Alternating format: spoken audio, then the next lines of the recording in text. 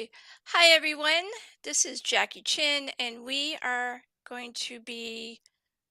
Let's see. I gotta see if I can take that down there. But push post over here. Got it. Yay! I remembered to turn the thing off this time in some of the tests that I had done earlier. I forgot that YouTube and Zoom had made a bunch of different choices of changing things. And if you don't work the programs a lot, sometimes they can sideswipe you and go, oh, you can't do that. You have to do it this way. So, hey, welcome to show. This is Zombiepalooza Radio. I'm your host, Jackie Chin. Tonight's show is being brought to you by Bloodview.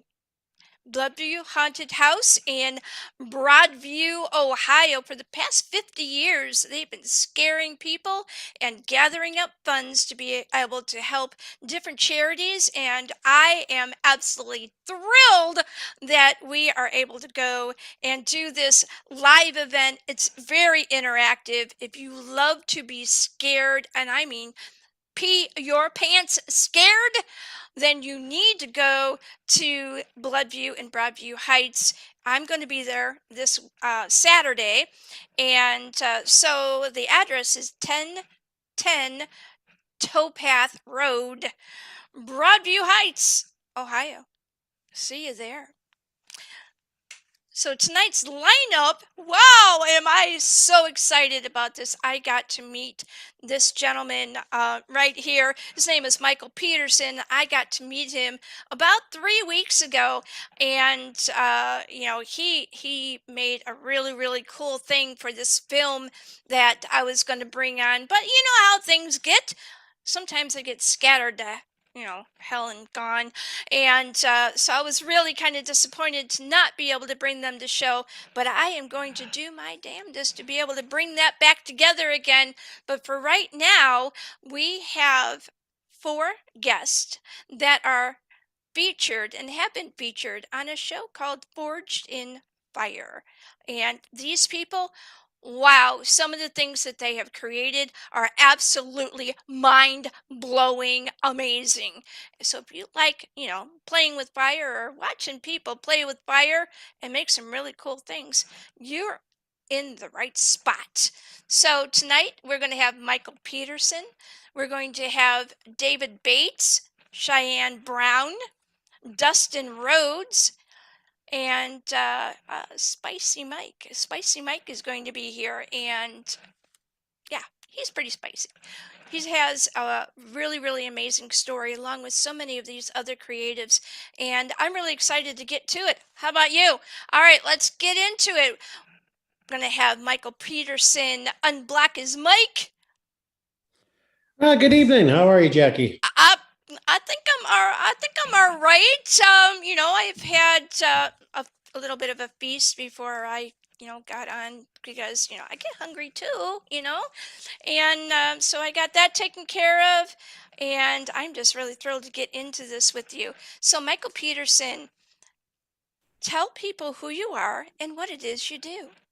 Well, as you said, my name is Michael Peterson. I am a bladesmith. Nearly 27 years. Started when I was 10. Been doing second generation, and been making it ever since then. And now I've gone from part-time to full-time bladesmithing on all sorts of awesome stuff. Blades for, as you said. Yeah, I have some photos, Yeah, and I let's gotta see those get, photos. I gotta, as much as I love that, I gotta show some of these photos. Holy cow. All right, so we're gonna get into it. Talk to us a little bit about where this is. Well, what you're seeing is the shop that, just right out my back door here. That is a shop that my dad built back in the 80s, put together as a blacksmith shop for him when he first started. From there, we sold the place, and now I got the place back to me. Now I've set up shop in my dad's original place, and just been making there. What you're seeing behind there is the forge. selection of hammers and also cool stuff. I have a couple of other photos that I want to show before we move through there. And let's see. Ah, yeah, that would be a 25-pound little giant trip hammer. That is a power hammer. And as you can see, the head right here, that's the object that runs up and down. And as you put the metal in, it works, it draws it out in direction front and back. Or if you come in sideways, you can draw a different metal. That's what I use to help make steel. Also saves the arm from swinging so much and helps me build the knives. That's roughly about 100 years old. Oh, wow. That's pretty cool. And I'm trying to quell my hot spot that's, I think, over in this direction here. Let's see if I can. Yeah. We got a new setup over here, and it can be a little temperamental, apparently. I'm going to be having a little bit of. Look. Oh. I'm moving along. I'm going to go to the next shot. While I still can. All right. So. Set.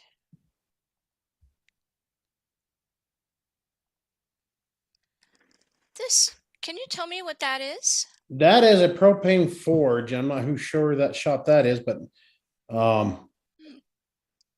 it's part of the Propane Forge. Yeah, it's part of the two objects in the back of the Propane Forges. There are several different type of forges. You got propane, you've got coal, or what I use to build my steel with is called coke.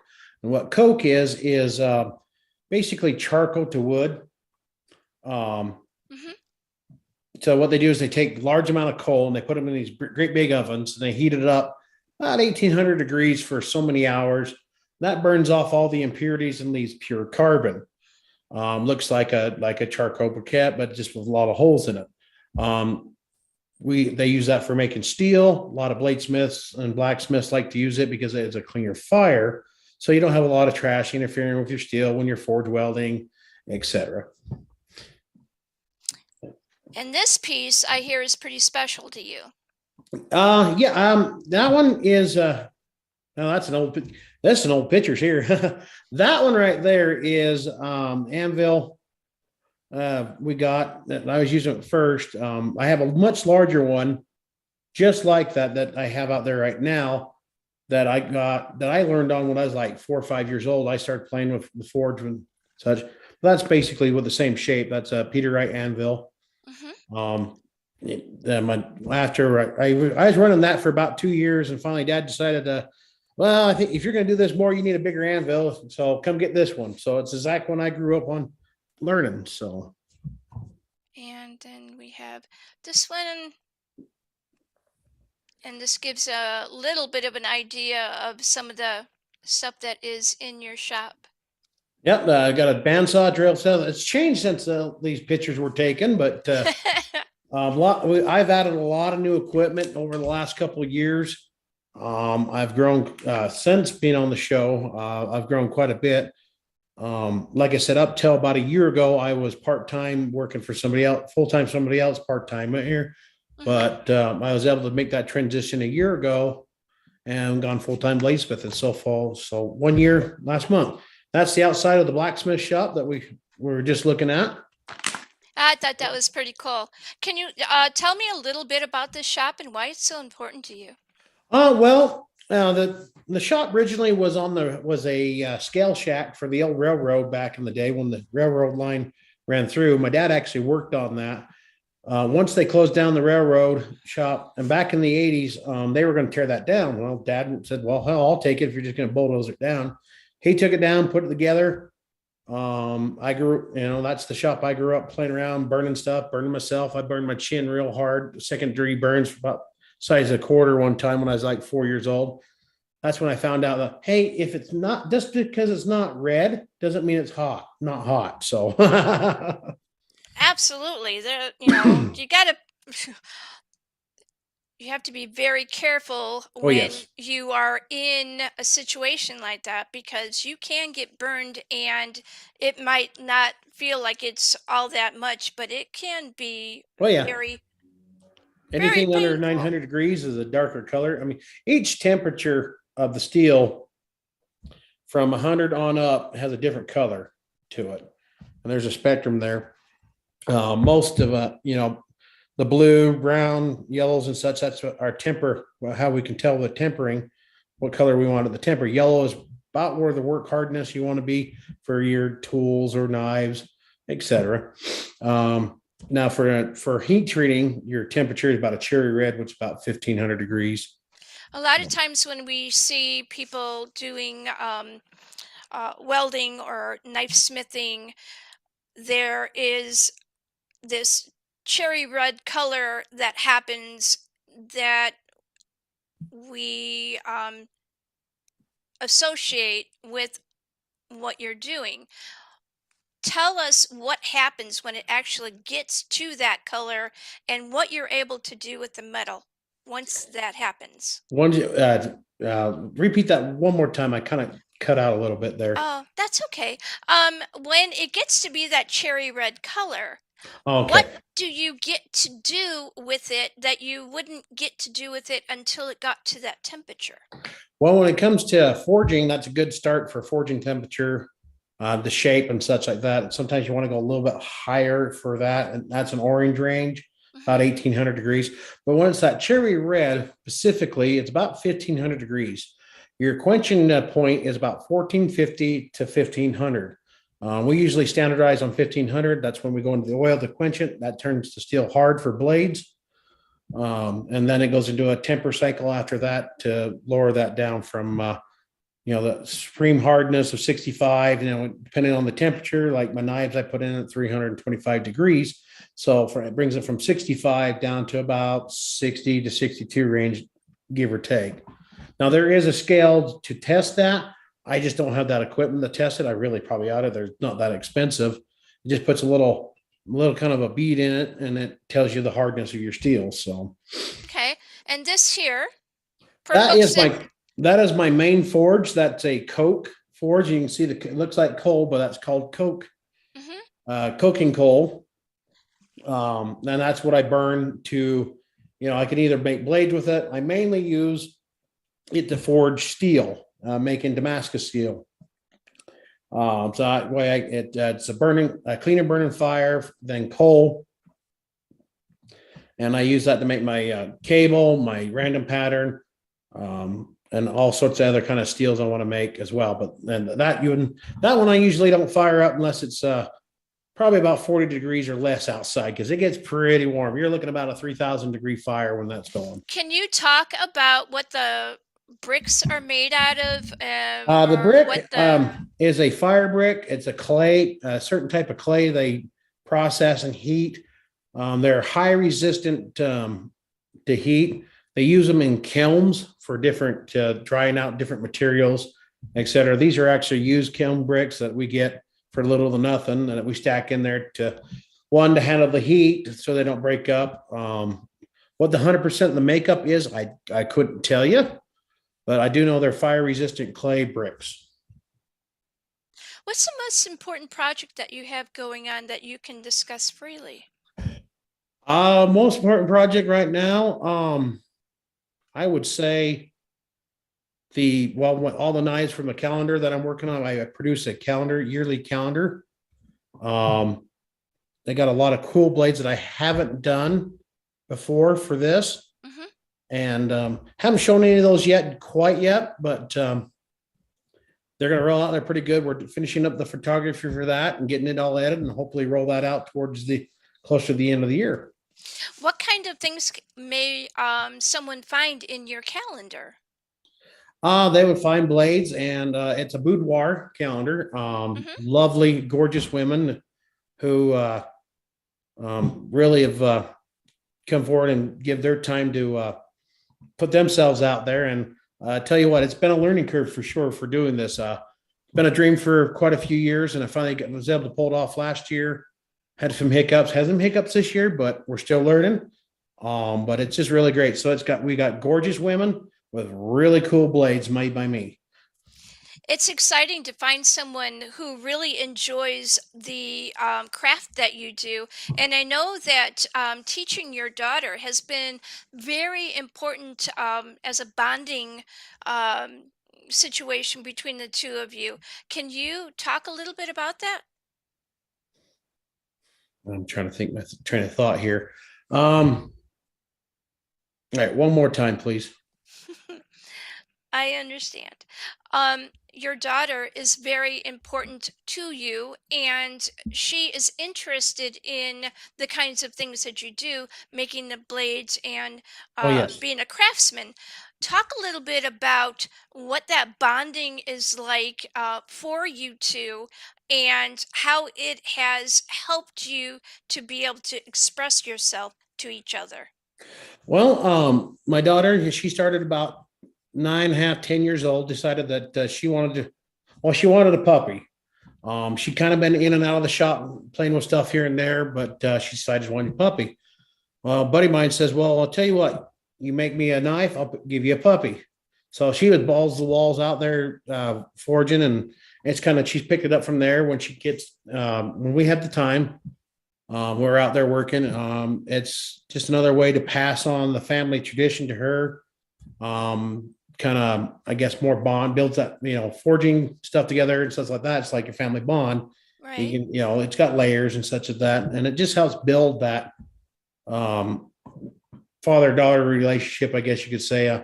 Like I said, still new at this parent stuff, even though she's almost 13 next week. So it's just like, I don't know, just the way that we can communicate. She can express herself through that work, and it just teaches us how teaches me how to communicate and pass that skill on, and kind of more of also being a dad, trying to teach him for her. Yeah, That makes it. it's a I don't know. I'm an amateur parent, so I don't know. it helps also to help build confidence within Yeah, her that too, and so that's that and that's very important. I have four daughters and two boys, and the process of being able to instill a confidence in them, sometimes it is difficult because we want to try our best to do everything for them, but sometimes teaching them a skill and then allowing for them to be able to develop it while they're in the care of someone who's very good at it is really good for their confidence level, and it allows them to be able to have confidence in doing other things as well. exactly. And that's, Yeah. when working the grinders, she's like, hey, just take your time. Okay. Just do a little bit. If you get nervous, step back, breathe, relax, just take it slow. I mean, if you screw up, we Yeah. can always start over again. So, Absolutely. And if you do screw up, you put it into the pile, and after a while, you get enough different kinds of steel. You can put it together and maybe make something even cooler. yep. As dad always says, bigger the scrap pile, the better you're going to get. So, um, Absolutely. I teach knife classes too. And on top of, not only teach my daughter, I offer a basic knife making class. And I've seen a skill level from never even touched any kind of metal to people that do cabinetry, carpentry, um, a little bit of metal working and everything. You can see the skill level and their confidence. But the biggest thing where people struggle the most, it's not the forging, it's actually the grinding. And the grinding, when you're grinding the blades, grinding the bevels, that's kind of a mental game, because the way you kind of hold it to the blade from the blade, grinding the edge and the bevel and everything, it's kind of, you got to watch what you're doing, and your mind tries like, well, we want to do it this way. Well, you can't do it that way because you're either going to grind different spots in it or round it off or go too thin. So, um, there's people just, I've had people say, hey, how about I just watch you finish this off because you just make it look easy. So I'm like, well, I've only been doing it for 3 weeks, honestly, but All right, so talk a little bit about how you found out you were going to be on Forged in Fire. well, I have a cousin who told me about this show. I haven't heard about it until she brought it up, and I started looking up. She's like, "Hey, you need to apply for this. you'd be good at this. I'm like, oh, whatever. So I watched a few episodes. Then she kept bugging me. Finally, I applied, did my interviews. I waited about a year, reapplied again, and it was kind of a last minute fill in because somebody dropped out due to whatever reasons. But made all the arrangements, got out there, and that's just kind of how it just peer pressure by one of my cousins. Not really, but it was definitely a fun time doing. I would definitely go back on if they called me up again. So that's basically in a nutshell. Do you have any of your pieces that you've worked on anywhere near you? Actually, I do. I took second place. Oh, wow. I took second place, so I'm a Forge and Fire, as we call ourselves, finalist or second place. Second placers got their blade sent back since from season 4 on up. I don't know if you can see that very well. Wow. Oh, yes. This is Absolutely. called a bardiche. It is a short pole axe. Mine's a little heavy. Normally they're supposed to be about 5-6 pounds. This one ended up 11 pounds. Mhm. So It has a lot of intricate detail to it. Can you walk us through some of what you have done to the piece? well, I started out with this section of the blade. I started out with a chunk of 5160. And I forged it down, forged this part in the taper here, if you can see this. Mhm. Gotta be careful because this thing is sharp. It's very sharp, but don't cut yourself. Wouldn't be the first time, honestly. It's attached to the pole, the pole here, Mhm. or the handle. I've got leather wrapped, it's attached by a couple different components. And then we go into the neck of the blade. It's a piece of mild steel that I forged over on a mandrel and a clamp. And then I riveted it onto the blade. Put the blade on there and then hot riveted. I don't know if you can see these very well, but Yeah, there I can actually, yes, you can. so I don't know if you got a picture of this on off there or not to put up, but yeah, that's kind of basically it. This was first invented by the Dutch around the 15th century, and then later adopted by the Russian infantry, what they call the infantry, the gunmen, riflemen, Mhm. in the 16th and 17th. And what they would do with their muskets, they would balance their muskets on the top of the axe, shoot it, and if they needed to, they would drop the rifle and they would take the bardiche, as it's called, and start cutting people up. So it was very, it was like Very effective. yes. And as Doug would say, it will kill. Fabulous. And definitely sharp. All right, so let's see. What do you think that you've learned about yourself in the craft of bladesmithing? I would say what I've learned about myself, honestly, is have more confidence in what I do. I don't, as my friend once says, a friend of mine says, I don't give myself enough credit. I'm learning that. I'm still trying to be humble here, but I would say I've learned more confidence. Went from doing it as a hobby part time. I formed shortly after being on the show. I formed my company, an LLC, and started being more legit that way. Advertising, stepping out there, getting myself out there more, bringing in more customers, starting the knife class. And learning more is that, hey, I can actually do this. I've never, growing up and everything, I've never been the real popular person. I was always that kid off the side, whatever.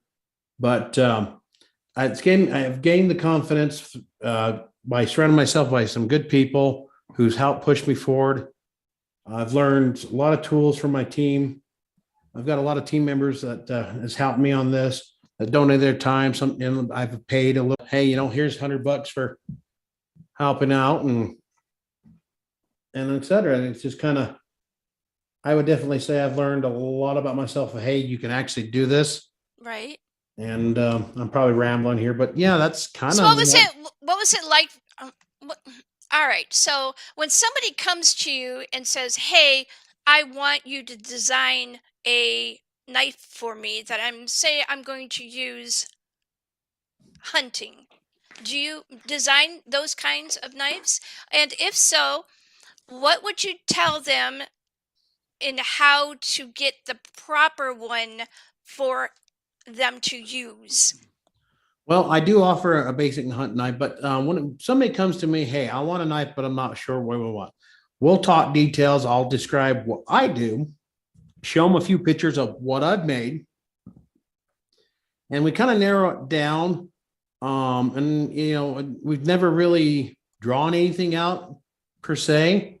Mm-hmm. By just going through the pictures, hey, this is what I made. This is what we intended use for.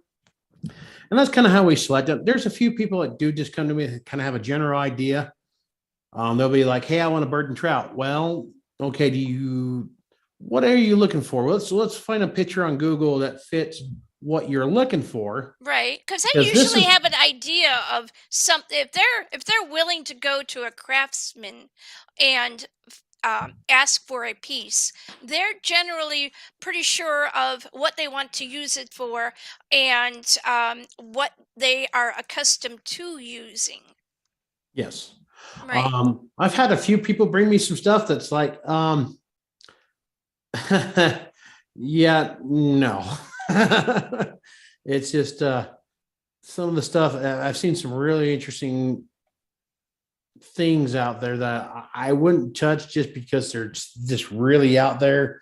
Something they found off like Amazon for cheap and really impractical stuff. There it doesn't happen very often, but yes, but there is majority of people have a general idea what they want. Some do send me pictures. Hey, can you make this? Yeah, within reason, I can make that. Um, I've got, I explained to them, hey, if you get really extravagant, I can, I can do what I have for what I'm equipped for to do. Right. Now, I want to get to a point where I can do a little more higher end than what I'm doing, and I'm working towards that. Hmm. Got a couple projects that I've been working on. I've been working on a sword for a couple of years, and I'm being really picky on stuff on how it coming together because one, I'm learning. Two, honestly, I don't know what I'm doing with it because I've never made that kind of weapon or sword. So So I take my time. what do you do when you have a new project that you want to think about putting together? How do you do your research to figure out how you're going to go about doing it? Usually when I research it, I'll Google, images and ideas, what I want. I'll usually just take a picture, look at it, and then I'll just, as I'm working on other stuff, I'll kind of just think about it, roll around my head. How would I make that knife? And there's been a couple of them, like in the calendar, there's a couple of them that I just looked at pictures and I've just winged it. You But kind of off, get a, do you think you get a like a feel for doing um for for for doing the craft itself, and that as long as you have enough material that you can go through feel before you start to actually make the shape of it? yes, a little bit. So, I've done a little bit of clay with clay and kind of done Right. how I do that. Another thing I usually do is I'll bug other smiths. Say, hey, you got a minute? Like Dustin Rhodes. When I've stuff I've never really done that he's really good at, I'll bug him. Hmm. Hey, you got a minute? Yeah, sure. We'll talk through it. And he'll give me kind of instructions over, text or we'll talk and such like that. Because And it's important to have that peer to peer too. yes, And from what I've seen of speaking with you, all of you, over this last week and a half, you really seem to have an appreciation for what each of you brings to the table. yeah. And we kind of help each other out, not only just, what we're working on, but also help get, we'll share this, their live feed or their auction, et cetera. Just kind of do that synergy of bouncing off each other. So we're all we all make knives, but we all make it in our own unique way. That You makes, have, I was talking to one of the guests about that very thing. You all basically have the same kind of material, but you all create in such a different way that if your pieces of work were laid out on a table and someone who was familiar with your work of the people that were, gathered on that table, they would be able to go, that was made by this person, that was made by that person, and it becomes very, very unique. Later on in the show, I want to talk about how each one of you develop your own mark, your own fashion of putting steel and fire together. So cool. Yeah. All right. So Yeah. I am excited also to bring on our next guest, and he is known in the Forge community as Spicy Mike. And I'm going to hit that button because they're like ready to come on in. We have Illicit Cox who is making this happen for us. So I want to say thank you. Such a sweet, talented lady. Can you drag her over for a second? Like Yeah, get she's her right that. here. Here you go. Hey, how are you? I get to see your face. Thank you. You're amazing. You really made me like really happy because a lot of times creatives, they don't have people to be able to help prop them up, help do things that are like really mystifying, like, keyboard stuff and all of that, especially if they're really good with their hands and they can build stuff and maybe they can even cook and they can do all kinds of other things. But when it comes to this stuff here, the tech stuff, and then they're like, I can do it, but really, if I do it, you're going to know I did it. So, That's it's exactly how it is. it's so fabulous that you are here and able to do that with him. And I just wanted to say thank you so much. I do want to, okay, so your screen, you've got that blurring effect on there again. And it's kind of frustrating, but I can see Mike pretty well. Mike, hey, you want to say a hello to Mike? Yeah, hi. Hello, everyone. What's up, my super brother? That's a throwback. There Long story there. we go. Got it. Thank you so much. Appreciate you. All right. So I am going to have Mike Peterson go ahead and mute his mic. And I'm going to say goodbye to Alyssa. And I am going to just have Mike in center stage. And I appreciate everything. Look at that. That's so cool. I have some photos that I managed to gleam from different places, and hopefully you'll like them. Hopefully they'll fit right. Yeah, that And works. yeah. So I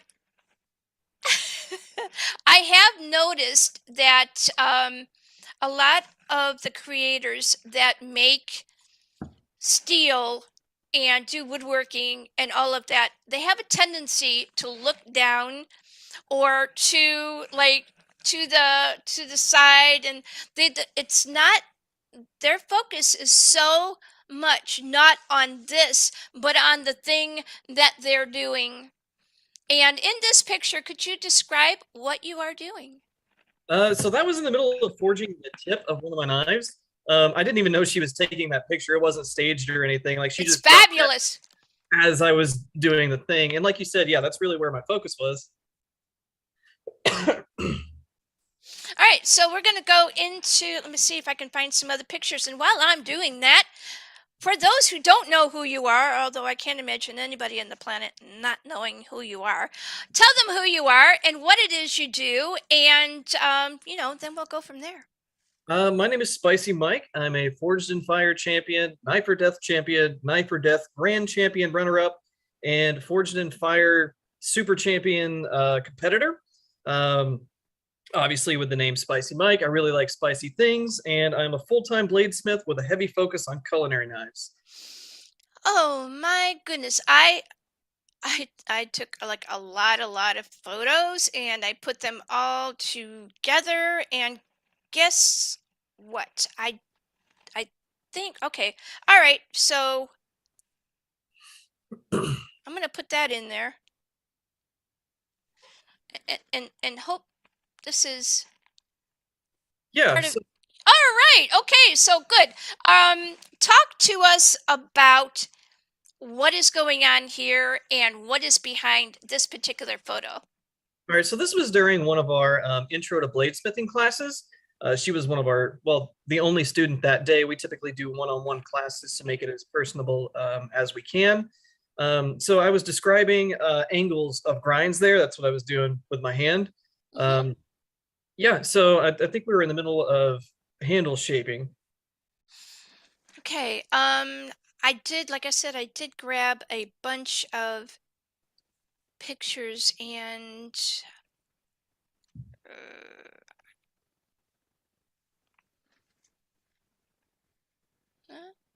I'm I don't know I who think shot that one I is. think that's the first mics. and see, this what happens is when I get a lot of people that do all same things, I'm There we go. That's one of mine. all right. Phew, I got close. Go ahead and talk about the blade work that is on this piece and talk about the handle. All right, so what you're looking at right there is one of my higher end kitchen knives that is a Damascus Sanmai. So it's a 1084 and 15N20 Damascus jacket over a core of 52-100. The handle is a piece of rosewood and the bolster is a blue piece of dyed and stabilized.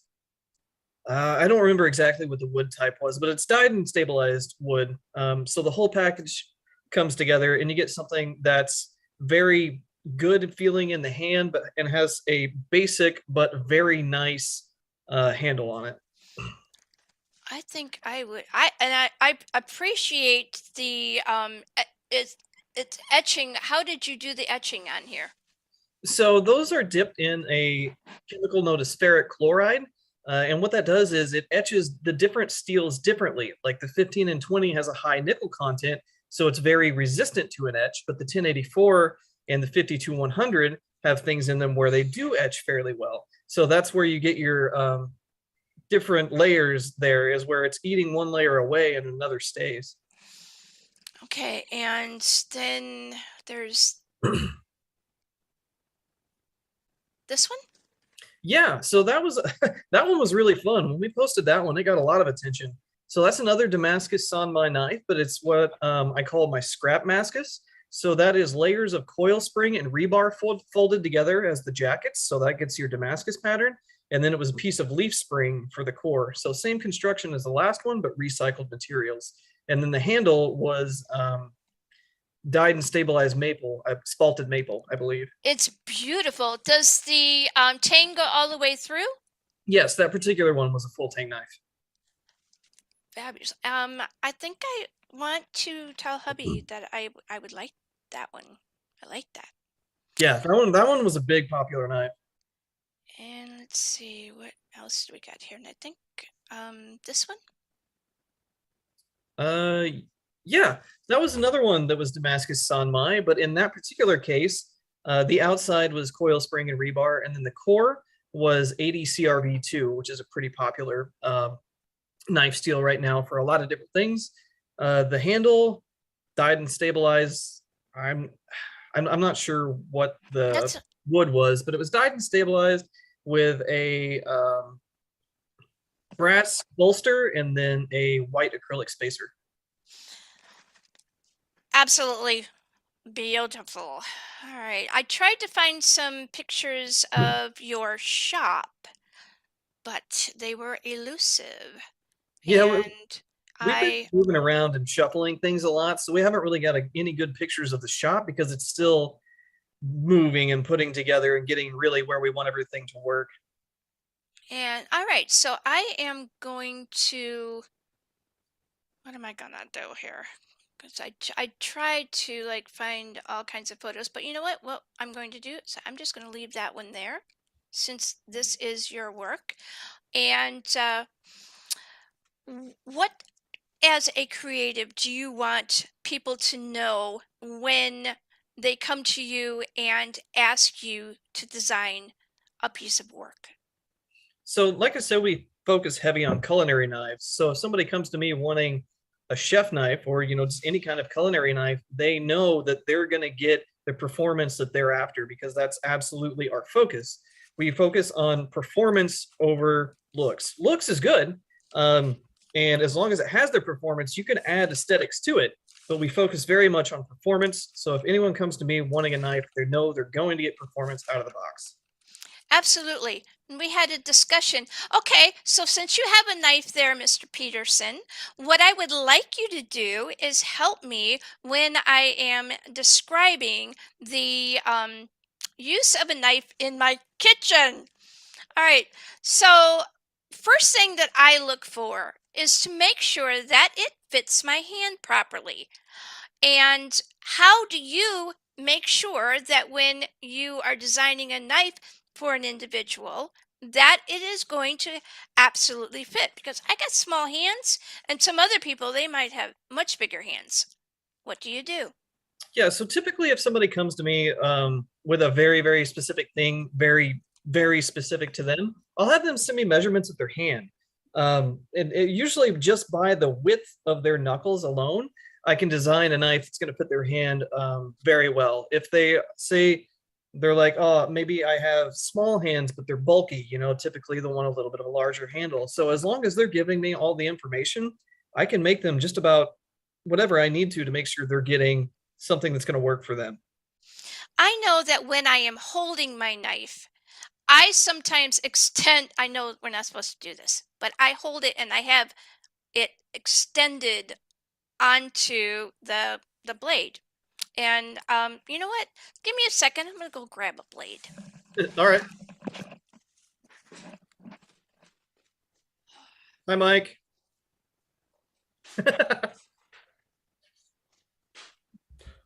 Just for everybody knows, this is one of my spicy knives. Sorry, I had to jump on here and show them this is a Oh, spicy that's knife. what that is. Yeah. Yeah. Dueling knives here. Oh yes. No, we're gonna get flagged. All right, I'll go away. No, you did great. You better be careful. I'm going to make you a co-host. This is my second spicy knife, by the way. Let's just refer. I know I knew I saw that on your page. And okay, so can you talk a little bit, Mike, about that particular knife as Mike holds it up? Yes. It's a unique. I'm interested in very much where it indents where his thumb is, and why you did it that like that, and if it would in fact maybe help me in the kitchen. So the area you're talking about, I believe, is the choil area. So that's like right at the throat here of the knife. Yes. Yeah. So on my knives, I try to do something that's comfortable. You can see right here, it's got a nice radius there. So your finger can fit up nice and tight to it with a pinch grip or a hammer grip, however you decide to grip the knife. But it's still rounded very well and very comfortable to have your finger up against. So you can have a nice tight grip where the knife's going to flop around in your hand without hurting yourself. Yeah, because this here, although I use this a lot, this here does kind of get in the way every once in a while, and there's a sharp thing right there. And although a long time ago I learned respect the blade. If it's a good one, yeah, that's definitely. Talk about why, even though I've seen some people who get knives, and I have a friend of mine that creates. I did a thing. Oh my! I was supposed to bring him on, so at some point I gotta go. I gotta go get him. Oh my! I knew I was going to forget something. His name is Joe Schilling, and he makes knives, and the knives that he has made very, very comfortable and have a ability for me to be able to use it so that I don't come too much in contact with this end here. So talk a little bit now about the balance of this particular knife. The one that I was holding or the one that Mike is holding? The one that Mike has. So if I remember right, I've made that project at the very beginning of this year, so it's been quite a long time. But yeah, there you go. You can see the balance there. I balanced it. I tried to balance it very close to the pinch. Some people prefer a little bit more forward, like me, but most people typically prefer like what he has at the pinch. So that way, right where you pinch the knife on a pinch grip, that's where your balance is. So that way, if you need to maneuver the knife around, it's not front heavy or back heavy. It goes very easily where you need for it to. All right, and then talk about, because when you and I were speaking, I I talked to you about the handle. I talked to you about the grip. I talked to you about the balance, and then I also talked to you about the four. I guess I don't know what you would call this particular point, other than point. Yeah, Um, to the blade. talk about, especially when chefs use knives, there is a particular movement that they use, and they don't necessarily use the tip of it, because you're really not supposed to like point in and all that, like you're stabbing it like that. So talk about that part of it. So as far as the actual use of a knife, that's really going to come down to the type of knife and the type of work that the particular cook needs to do. As far as to your point of using the tip, that's actually something that's pretty common. They get that tip in like between bones and like get them apart, or like between different pieces of meat, or if they're scraping out the inside of a vegetable that they need to get rid of seeds or something like that. So yeah, like the way a tip's designed is very important because it is used more than you think. But as far as the rocking motion that you're talking about, uh, Right. that comes into play with the design of your knife, because you want up here to be yeah, like he's doing. You want up here to be rounded, so if Yes. you're rocking, you can kind of teeter it, but it's comfortable to push on up here. Um, Because there are some chefs that say you're not supposed to do it like that, and you're not supposed to grab it like this, you're not supposed to hold it like this, you're not there's a whole lot of not supposed to's. um my thing is, if it's working for you and you're not cutting yourself and you're getting the thing you need cut done, do it. It really depends on whether you're in the food industry or if you're just a home cook. There's nothing wrong like with putting your finger on the back of the knife. Like I do that when I'm slicing big breasts of chicken thinner. There's nothing wrong with that. It really just depends on your technique. I am a bit of an advocate when it comes to learning knife skills, just because I think Yes. it's a very handy thing to have. But if someone doesn't want to learn knife skills, that's okay. You don't necessarily have to learn knife skills to make your family dinner if you don't want to. I think it's beneficial, but you don't have to. Right, it's, if you get the food in the thing and you do the thing with the plates and all of that, it's good. Just do what you need to do. All right. So, have you yet made what you would say would be your signature knife? I do have signature things. Like there's a lot of things about my knife that most people can look at and be like, oh, that's one of Mike's. The most easily recognizable thing would be my handle design. It's a very simple modified D shape. Yeah, just like on Mike's there. Very simple modified D with some very simple but nice facets. As far as my signature blade composition is probably the Damascus Sanmai. It exists other places, but I don't see a lot of people doing it. Not that they're like it's not bad or anything. I think a lot of people are just going either Damascus or mono steel. I just like to combine the two because I think it's unique. Talk to people, because a lot of times people hear the word Damascus.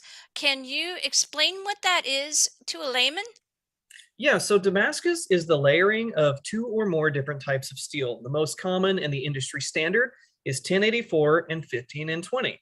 So what you do is you alternate stack those up a bunch, and then you forge weld them all together. So they all become technically one piece of steel. But when you grind into the layers and then etch them, they etch differently. So even though all the layers of steel are fused together, you still get the pattern of the different layers of steel. And I am going to go over to, I haven't even opened up your email. um, Talk to me about one important thing that you have learned about yourself as a creator when it comes to your knife work, what it has taught you. Oh man, that's kind of a hard question to answer. I'm not very good at talking about myself and like that. When I was on Forged in Fire and Knife or Death, they try to like tell me why you're the best. I'm like, man, I don't know. I'm just here to play your game. Something I've learned about myself, I guess, the best way to put it would be since I've learned knife skills, I can develop my kitchen knives so much better. So I guess just Because putting knowing how it should work will give you a good guideline to see if you are hitting the mark. Yes, that's in the kitchen knife world. Yes, that's very true. It's a very niche knife type. And if you're not familiar with the use of them, like the very specific use in the kitchen, it's hard to design a super great one if you're not the one using it all the time. Absolutely. So we talked a little bit before I brought you on the show about metal allergy and the science behind the knives. For you, this seems to be a very large makeup of who you are when it comes to constructing your knives. Tell us a little bit about why that is. To me, metallurgy is important for a couple of reasons. One, um, the heat treatment, that's all part of metallurgy. So if you can get your heat treatment down, you can make a good product.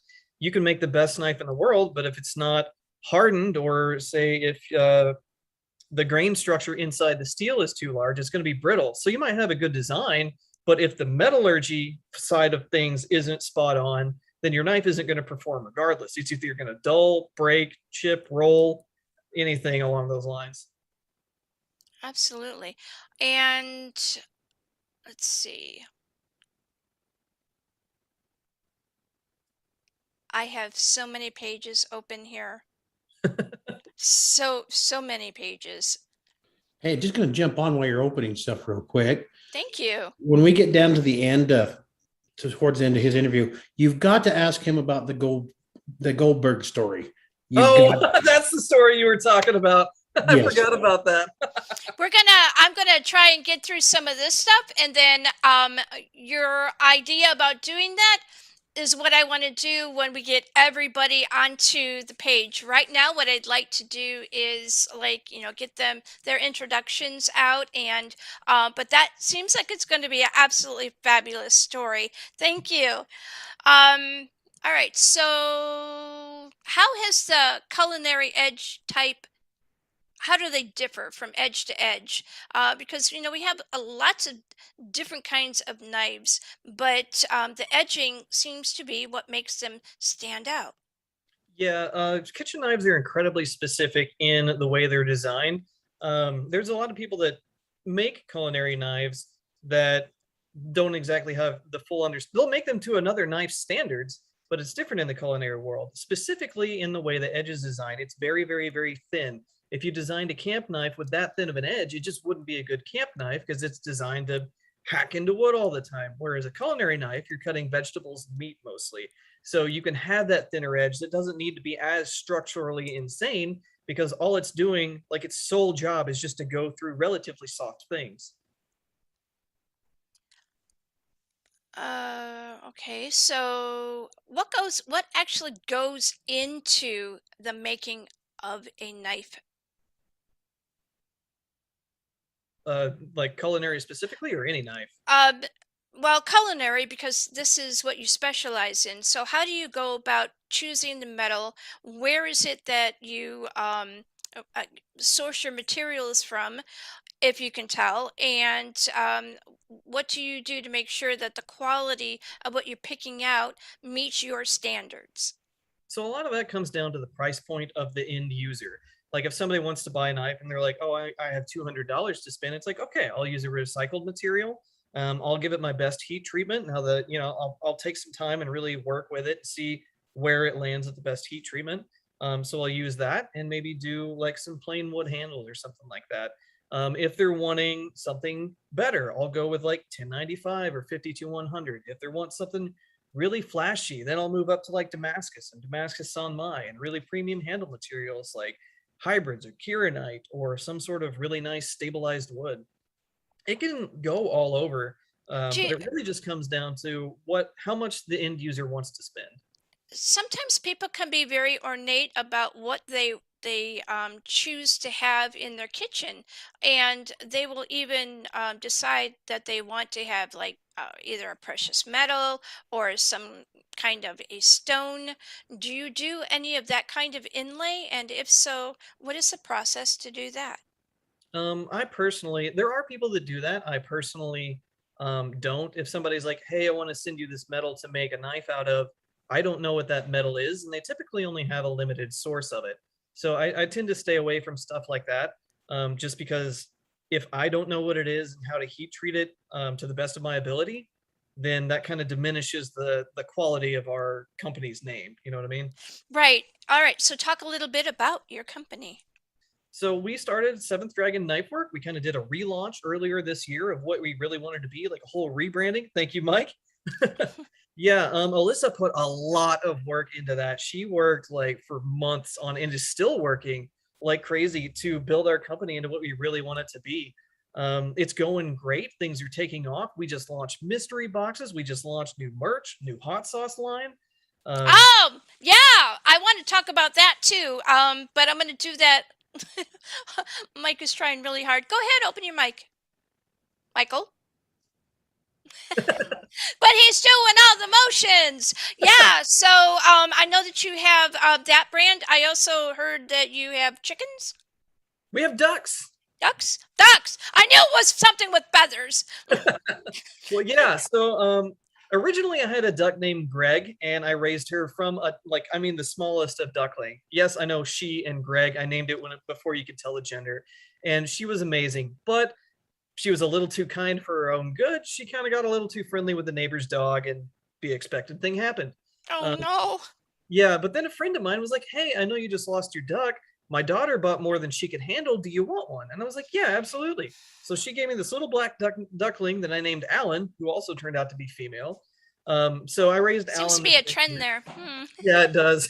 I give them just like generic guy names, like that you'd find in a mechanic shop, and then they turn out to be female, which is funny. But Do yeah, you so go do ahead. you do you name your knives? I personally don't. There are certain people that do because they feel like an I mean, emotion. your personal. I don't know. No. Well, my husband has one that he got, he calls it Fang, and it's bitten a couple of people, so I can understand. That's why when I, what I really, really, really want to know is why so many people have this obsession with taking their thumb and going to see if it's sharp. Can you explain why that is? Why people do that? Yeah, actually, it sounds silly like to do that, but it is actually a very good test. If you just put it against your skin, you can feel whether or not it really grips. If it's dull, you're not going to have that kind of scrapey feeling. And in the culinary world specifically, they'll actually put it on their fingernail and move it back and forth. And if it slides over your fingernail, it's dull. If it grabs and moves your finger with the edge, it's sharp. So there are lots of ways, even though it seems rudimentary and crude, just to put your finger on the edge. It's actually if you know what you're doing and don't slice your hand off, it's actually a decent test to tell whether or not something's pretty sharp.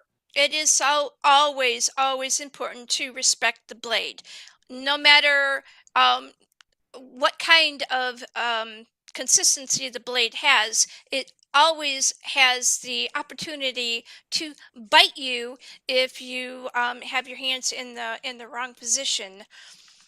So Yeah, and that's especially funny or especially true in the creator world. It's funny that like I don't often hurt myself using knives, hardly ever, but almost all the time while I'm working on them, I hurt myself. Like I just cut my thumb yesterday just because I was moving a knife and I went to turn and just accidentally poked my thumb and cut myself open. It's a thing that's incredibly common just making them. all right, let's see. We're gonna go back to square one, over to those pages, and all right. So, I just got to pop in real quick. When people run their fingers across the oh edge, yeah, it's like chalkboard to fingernails to chalkboard to me. My very, very first show I ever did, I was talking to multiple people, and the guy was like, "Well, I'm just going to look at this." You talk to him. And out of my corner of my eye, I watched him put that knife in the palm of his hand. And he laid his hand right down all to the tendons and everything. So when people do that, I'm like, that's why I'm over there kind of cringing. So Yeah, it's just not a very good idea. All right, so right now what I want to do is go over to open this page. You should see it on this side of the fence. I got it. It's everywhere. And usually I have two monitors that I can get everything real well. But you know, I have another person I'm going to bring in, and so let's bring her on. We're waiting for Cheyenne Brown, and we're very excited to be able to bring her to show. It says it's joining. computers, gotta love them. Mm, uh, Quack, quack, quack, quack, quack, quack, quack, quack. this live TV thing Yeah. is fun. All right, so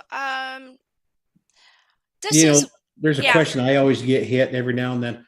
Well, how sure. come you don't have any of your knives in your kitchen? Well, I sell my knives to pay my bills, and I've got junk blades and such. And I'll post pictures of cooking and everything with Walmart stuff. Like, well, you do that so because it makes you angry and makes you buy knives. But yeah, I buy really cool other people. All right, so out of all the knives that you have made, do you have any that are your particular favorite, and that is like your go-to knife? I'll let Mike go first. This one, I got another one that's a little bit smaller. I got off of his auction a couple years ago, and before we got with this one, if I remember correctly, you did an auction to buy tires for your car. I think if I remember correctly, and that's how I ended up with this one because I just like killed a bunch of people on the bid. I ran it right up and I'm like, yes. But I'd say this one's go to. I like to sell my stuff. I'm way too critical of my own stuff. So I'll sell it because if there's something wrong with it, I'll sit there and pick at it. That's why I enjoy. Yeah.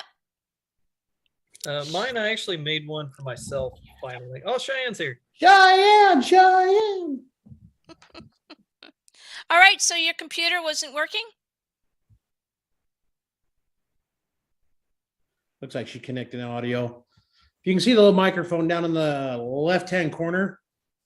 There she is. Okay, we want to see if we can get. We have visual. We need we need sound on you. Yeah, In just their trying to defense, connect. they live in the middle of There we nowhere. go. Hi, Cheyenne. Bye-bye. All right, guys, go ahead and mute. Guys, go ahead and mute your mics, and I am going to have conversation with Cheyenne. Hey, how are you? I'm doing good, and you? I'm doing pretty good. All right, so tell people who you are and what it is you do. I am Cheyenne Brown. I am a weaponsmith and custom bone carver. You're going to give me a little bit more than that while I go ahead and pick up your pictures. I know it's your first time there. These two gentlemen have just waded into the water, and I think it's going to be okay. So give me a little bit of background on how you were picked for Forged in Fire.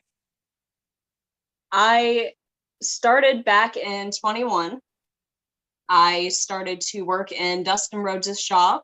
I honestly went to a birthday party and he was there, went to one of his garage sales, and he proceeded to show me how to make a knife. It intrigued me into doing a little bit of the bone carving, and it felt like a true calling to be able to forge steel and kind of forge new memories and pass into my life. That picture that I have up there of you looks pretty fierce. You are like you got your game face on. Talk to us about what it felt like to be in that moment and what it was that you were going to either do or had just finished doing. At that moment, they were actually weighing in my blade, and I was kind of hesitant because I knew that I forged out my billet. I weighed over 5 pounds when I first started. I was eliminated right after that picture was taken. My blade was a little too heavy, but it was an experience. I was nervous, but at the same time, I was excited because of what I was doing. We don't get too many ladies that happen to be in this particular line of work or in this particular line of craft. What is it like for you to be able to represent women in amongst slews of men who have gone before? Well, I weigh about 100 pounds, so I am having to, instead of using a bunch of muscle and everything else, I am having to use a lot more brain power to figure out what do I need to do to make tools, or how do I need to change my techniques into what I can do to forge this out. So how was it that you were able to do this? What did you use that you like already had a good grasp of before you came in to do this particular project? I actually started to forge out more Damascus. Once I got that call, I even cranked it up even more. I knew that I needed to focus on using more of the power tools, especially the press, which I was in love with the press on the show. I'll admit I'm a lot shorter than a lot of people, and so that press is really huge, and it's it takes majorly big. right, and so it takes a lot of external strength to be able to use it. But there was a particular piece that you had to use that did you end up using the press or did you end up doing something else? I used the press. I tried to use Big Blue, but I am, with my height and stature, I actually was almost having to jump up onto the step because it was a foot pedal. Mm-hmm. Well, just to do that felt like I was stepping almost 2 steps high just to even use it. It was uncomfortable. I accidentally threw my billet at one of my competitors when it shot off the power hammer. That can happen. I was shocked at how fast he could move and how high he could jump up and keep running at the same time. Because all that's kind of hot. All right, Oh yeah. so let's look at this. I love the kilt. Yes. I was excited about the kilt because it had pockets. Yeah. Hell yeah. My son and my husband wear a kilt, and they don't have pockets, but yours had pockets. We'll have to discuss that after the show because I think I might be interested in that. Talk about the actual photo, please. This photo, oh gosh, that is, I believe, Chevy. Chevy is another Forged and Fire competitor. We were at Grudge Match in Pigeon Forge, Tennessee. It was at Robbie Bowman's shop. It is Iron Mountain Metal Craft.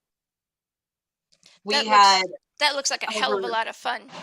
Oh, it is. She called me out. Had to do a competition up against her. It was kilts versus pants, and pants won that. But I love the experience. It looks like something that is so. Mike has a hard time sitting still, doesn't he? That's okay. Maybe we get him something to craft while we're doing this. Got something to work on? Poor guy. All right, so I think that this is absolutely fabulous, and I have a couple of other photos that I want to bring through here. Actually, I have a lot from your work. You have, from what I've been researching, a lot of skill goes into your handle work. Talk about some of these pieces. Those are my Blade 2022 projects. The bottom one, it was, oh gosh. That handle actually had a mosasaur tooth embedded into the hilt of it. The second one, that was motorcycle. No, middle one actually has the mosasaur tooth. That was actually I based all of these off of dinosaurs. That's awesome. Freaking awesome. I love it. If you look at the top one, it actually has a pewter cast of a real mosasaur tooth onto the pommel. It's fabulous. What gave you the inspiration for doing this? Okay, so back in February, we went to Robbie Bowman's shop again. We were teaching a metal casting class, and we stopped at Smoky Mountain Knife Works. Well, come to find out, they have a relic room. It was full of all sorts of pretty rocks, which that's why I like the freaking pockets awesome. Oh, wow. But they have a bunch of fossils and everything else, and I took home, I think, 7 or 8 mosasaur teeth. That's amazing. And I blew up every single one. Wow. Did you get to take them and show them what you had done? Oh, yeah. Those I actually brought with me to Blade. Every single one of those are sold now. That's fabulous. And probably way out of my pocket range, so I'm gonna move along. I love the green one. The one on the top is absolutely stunning. Thank you.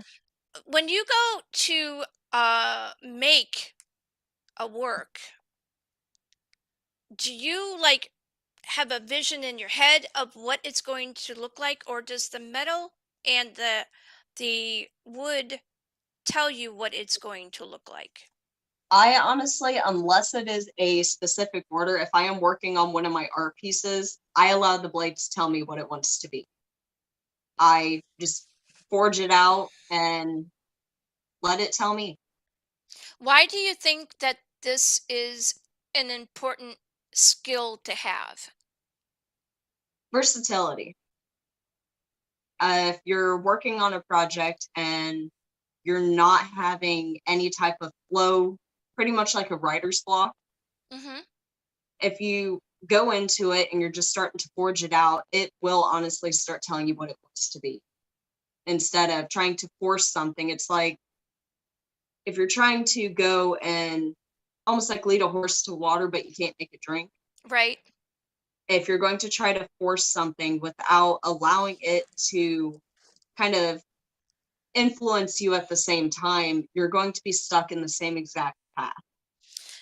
Can you have a bit of a discussion on how it is that you did the actual blade work? Is there an etching to it, or did you hand do it?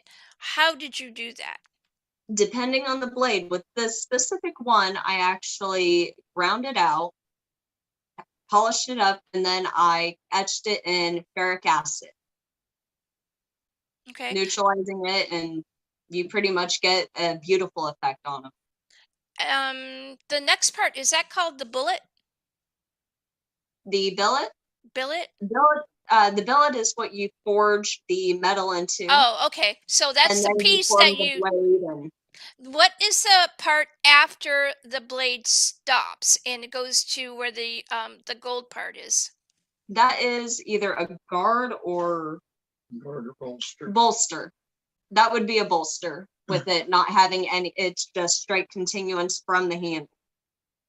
And then do you remember what the handle was made out of? That is elk antler. It is hybrid material. That is James Davis handle material. He is who I swear by for my handle material. I feel like I'm cheating on him if I use anyone else's. And then you can give him a plug too.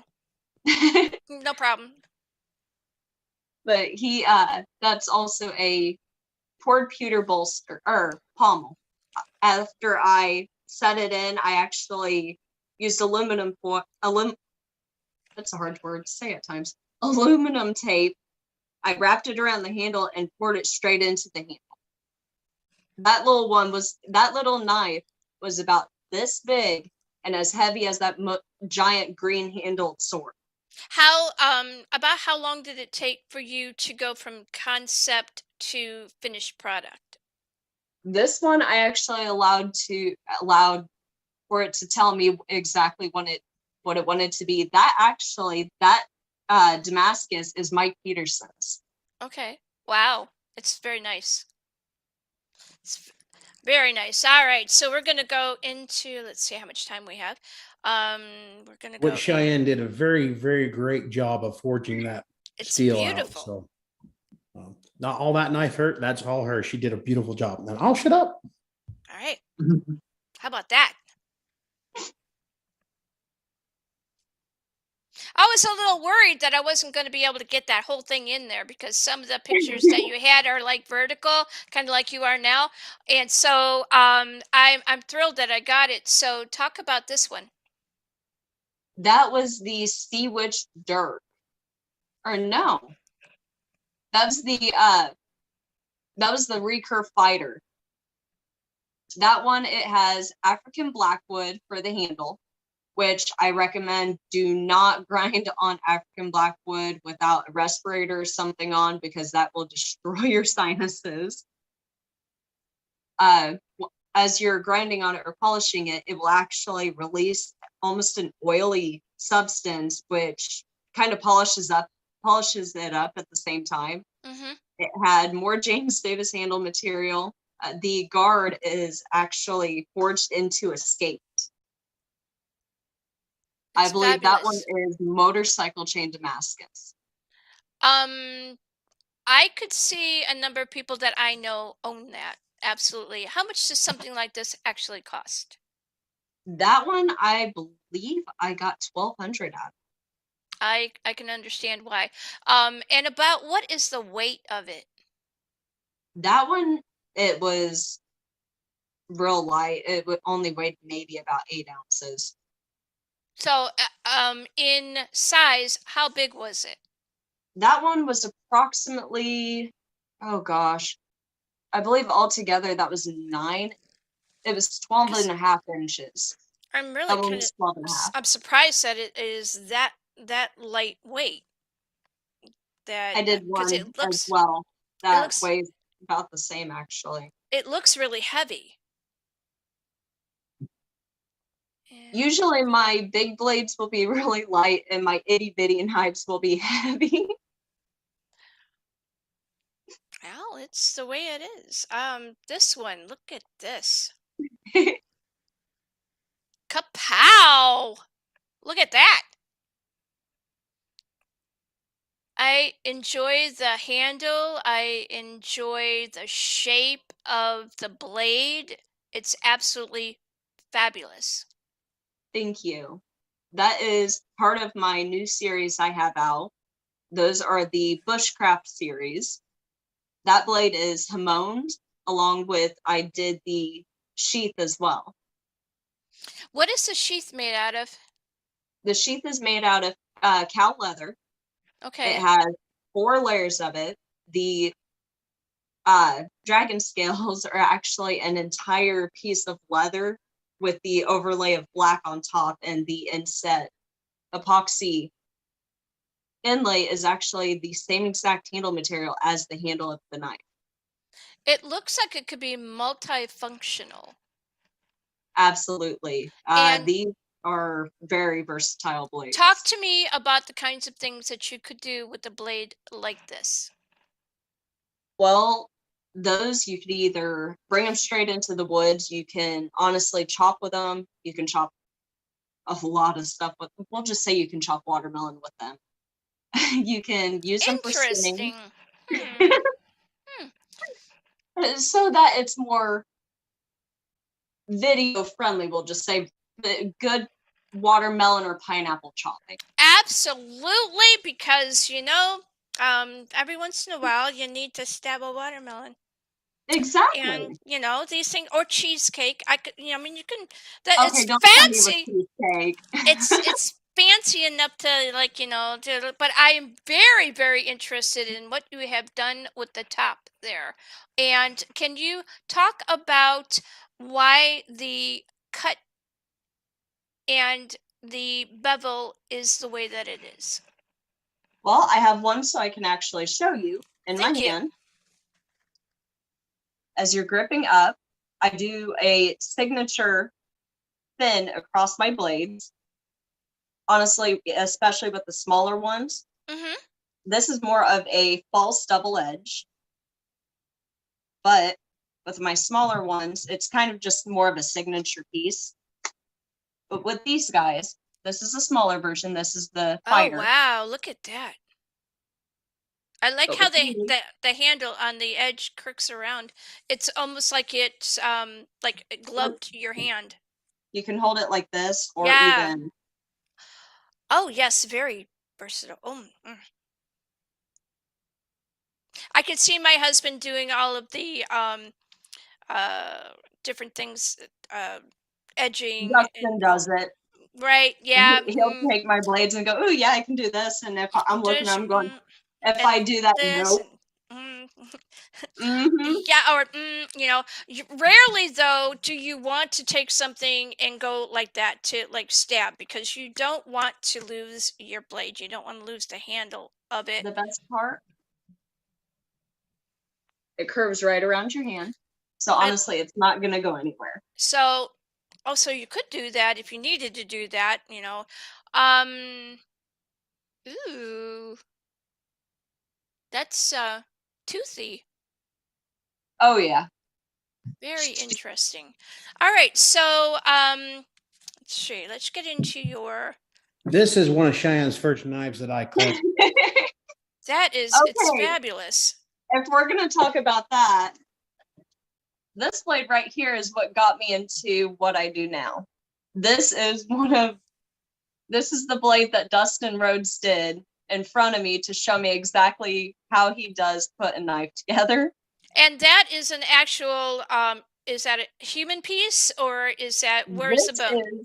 this is cougar Okay, bone Michael. Thank you. and a copper blade. It's beautiful. It looks like something that somebody just dug up from an architecture I or think that's why I fell in love with archaeology it so site. much. Architecture site. How about the archaeology site? Can you talk about the style of that particular knife that you just put down, and about, because it looks like it's a period piece. He Can does you, a lot of reenactment right? stuff, and it did have an edge, but I play with this so much that I can literally run my fingers across the edge now. And what is the difference between using a copper uh, piece instead of like a Damascus or a steel piece? Okay, now copper blades, they will have an edge, but honestly, it's not going to hold up just as much as a Damascus or a high carbon steel. It is a ferrous material. You can work hard in it, you can't quench it. But honestly, they're more for artistic pieces nowadays.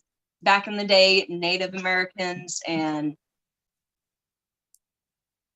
a lot of people used to use them because they did not have access to all the high carbon steel and Right. everything else We that didn't we have do. that back then, No, you not know? at all. They So, made do what they could. right, absolutely. And so, are you going to be doing more primitive knives? I like to do a little bit of a mix of both, depending on honestly how I feel. Okay. It depends on if I'm going to be doing more of my art pieces that I add kind of, well, like the picture you have of. Right. Let me get out of the way so that they can see. Now, the photo that I have is not as good as what I would like, but I was hoping that you had the thing. So, Yes, because I do. this is fabulous. Talk about this piece as you're holding it so that we can get a better understanding of what really went into all of this.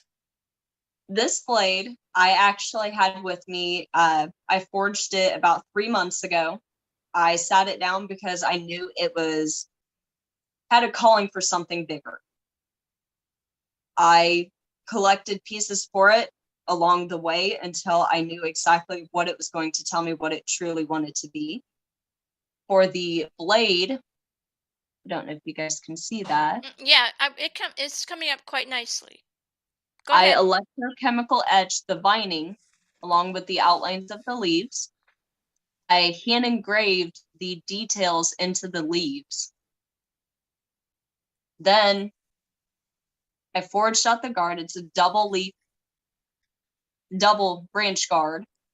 So I engraved, hand carved, and then added the texturing for the kind of the cells of the leaf. The handle material is actually dried and dyed wildflowers and epoxy resin, and it's a hybrid material. The pommel is a 3D flower identical to this flower. She's lightweight, but she'll stick you. It's awesome. All right, so just yeah. All right, so and I have a bunch of different people that are going to be coming in and out. So if they have to go, we got life things going on, and so that's why one of our guests was here and now not. So if anybody is wondering about that, I'm also coming over to let Dustin Rhodes know that I've got him on radar and 5 minutes. And so while I'm doing that, why don't you talk? Do you have any other pieces that are with you right now? And can you talk about what else you have? Well, actually, currently, I'm wearing a set of my earrings. These are raccoon jawbones. I do a lot of jewelry. Yes. I also have recently started forging out mild steel and copper into snake charms. Oh, hey, wait a minute. I got a photo for that. I found this like really, really cool photo and I'm going to put it up here and how did that?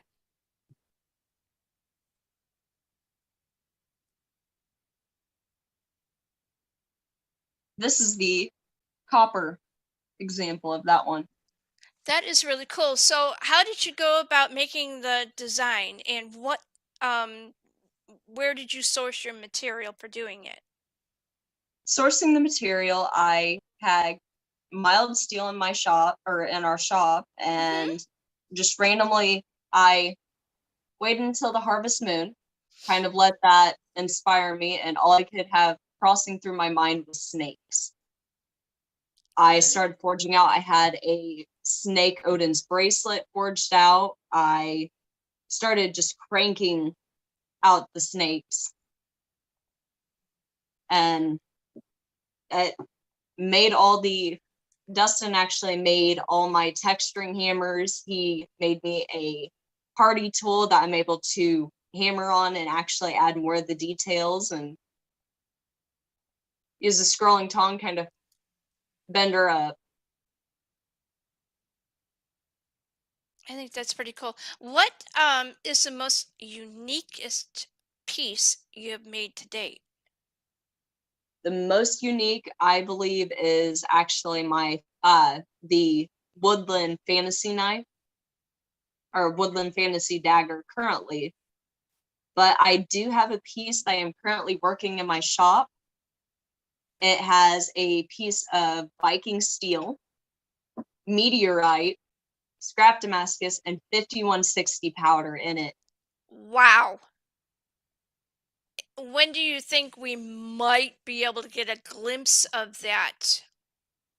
I just forged out the billet. Honestly, in the next week or so, I should be able to have a blade forged out and handled. And you run a YouTube channel.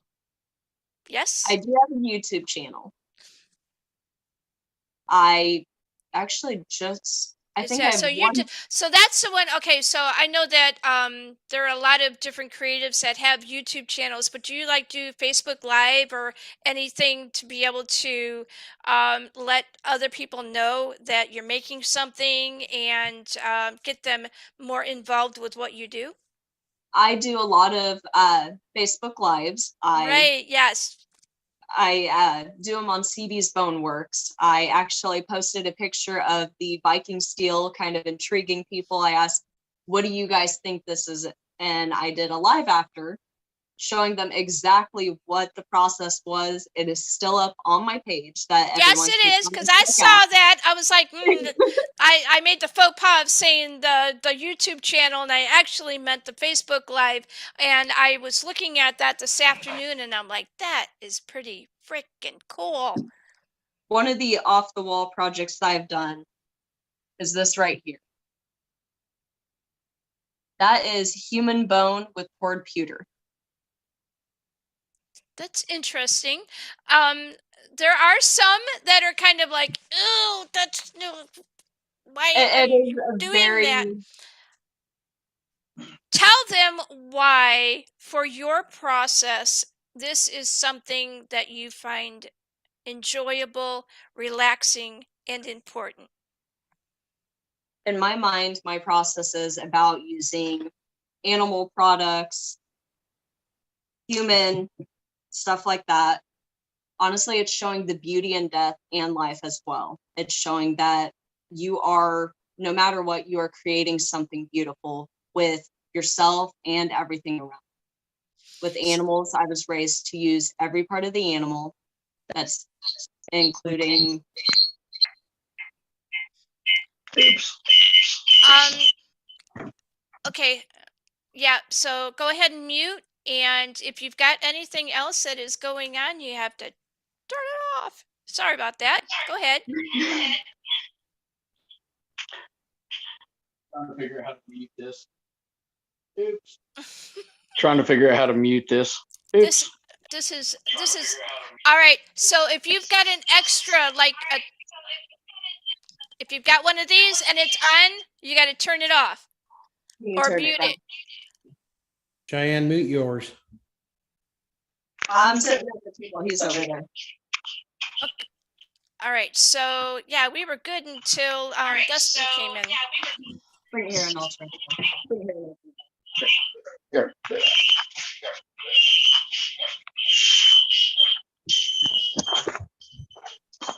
Okay, you're probably bouncing off each other if you're like really close. So you might have to go to like another part of the house or outside. He didn't know how to garage, mute it. or somewhere. I got him fixed. Okay, let's see how this is going. Better? I think so. Yep, we don't have the Yeah. thing going on because it can get loud. All right, so thank you very much, Cheyenne, for talking to us for your segment here by yourself. So go ahead and mute your mic, and also Michael, go ahead and mute yours. And we are here with Dustin Rhodes. Hi, Dustin. It's going all right. All right, so go ahead and tell folks who you are and what it is you do. Give me just a second. Let me bring this back up. Cheyenne, how do I?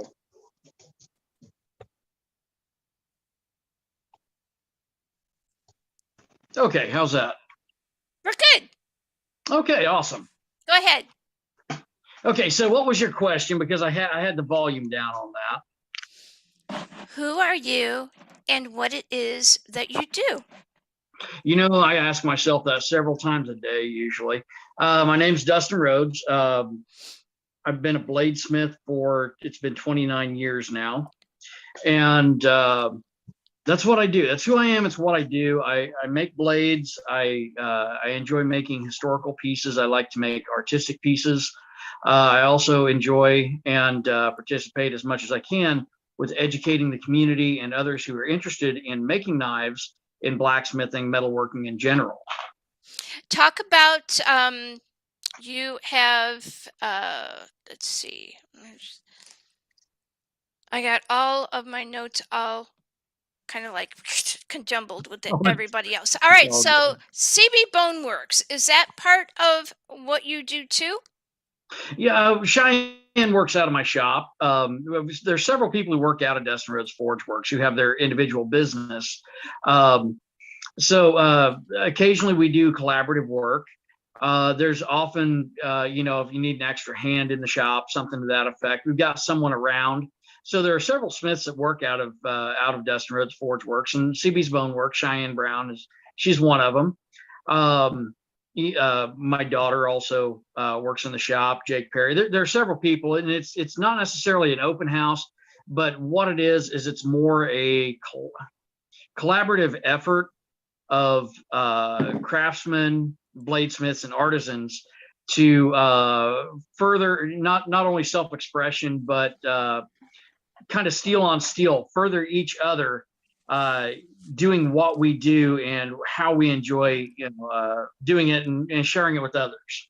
Talk about the importance of blade work and walking through life moving forward with a new person who is just coming into starting the craft of knife work. Well, I mean, obviously with certain TV shows and certain trends in social media and so forth, bladesmithing has become from what was referred to as a dying art to something that's more in the forefront. It's kind of right up there where everybody's wanting to make a knife, or they say, "Oh, well, it'd be cool if I tried this." So I have individuals who contact me from all different parts of the country and from other countries, actually, saying, "How do I get started?" And walking them through that process, that can be simple and complicated at the same time. I've started teaching some college classes where we actually do introduction to blacksmithing or introduction to knife making. And it really depends. I mean, because when you start that journey, how you commit, how you dedicate yourself to that particular art often dictates the outcome. Now, there are some who have natural talents and can just take off with it. Cheyenne's one of them that came to the shop who had natural talent and has prospered quite well with it. There are also those who have the interest, but their application of the skills may not be as forthcoming as what they would hope. It's like anything else. Not everybody has the ability to be able to make a nice bevel on a blade, but they might be able to draw. They might be able to design one. They might be able to source material to be able to help someone else put the thing together. There are lots of different kinds of skills that go into crafting a blade. Absolutely, and networking is critical in that aspect. Even from a business perspective, if I want something decorative on a blade, well, that's not something I generally do. I do some engraving, but I like to have someone who's more skilled in that particular artistry, that particular art. So. It really comes down to some people are better at it than others. But what I have found is that properly equipped, people can grow faster, much like playing music. So, I mean, to anyone who's ever played guitar, how many people started with one of their relatives' old acoustics that was stuck in the attic with dead strings on it for how long with a high action? Yeah, I right? Yamaha FG75. Yeah. Was there, had like a 3/4 inch action at the 12th fret. That's someone going, I want to do this, but what I'm trying, this is not ideal. If you right. proper setup, one thing I've told a lot of people, and I've said it several times, is that I could only imagine where I would be now if I had started in an equipped shop versus literally forging in a hole in the ground when I was like 10 or 12. But do you think that you would be at the level you are now if that were the case? You know, that's hard to say. I think I probably would have moved on to maybe doing folders or something a little more complicated at this point. I mean, in my shop, if you want to come out and make a Damascus broadsword, we have the equipment to do so. If you want to do meteorite canister Damascus, it's not an issue. In fact, we were doing that yesterday, I think it was. So there are a lot of factors, not just as far as dedication and commitment and natural talent, but also, you know, if you're one of those people who's a purist and says, I have to finish everything by hand, absolutely, all of this, no power tools, good for you and best of luck. And then there are those who are going to say, I'm going to get better at this by churning out more and more pieces, because practice does make perfect. If you're starting with a blade that's maybe only maybe you've only made a couple hundred blades, and you start looking at it and going, hey, this is okay, but it's taking me a long time to turn this out.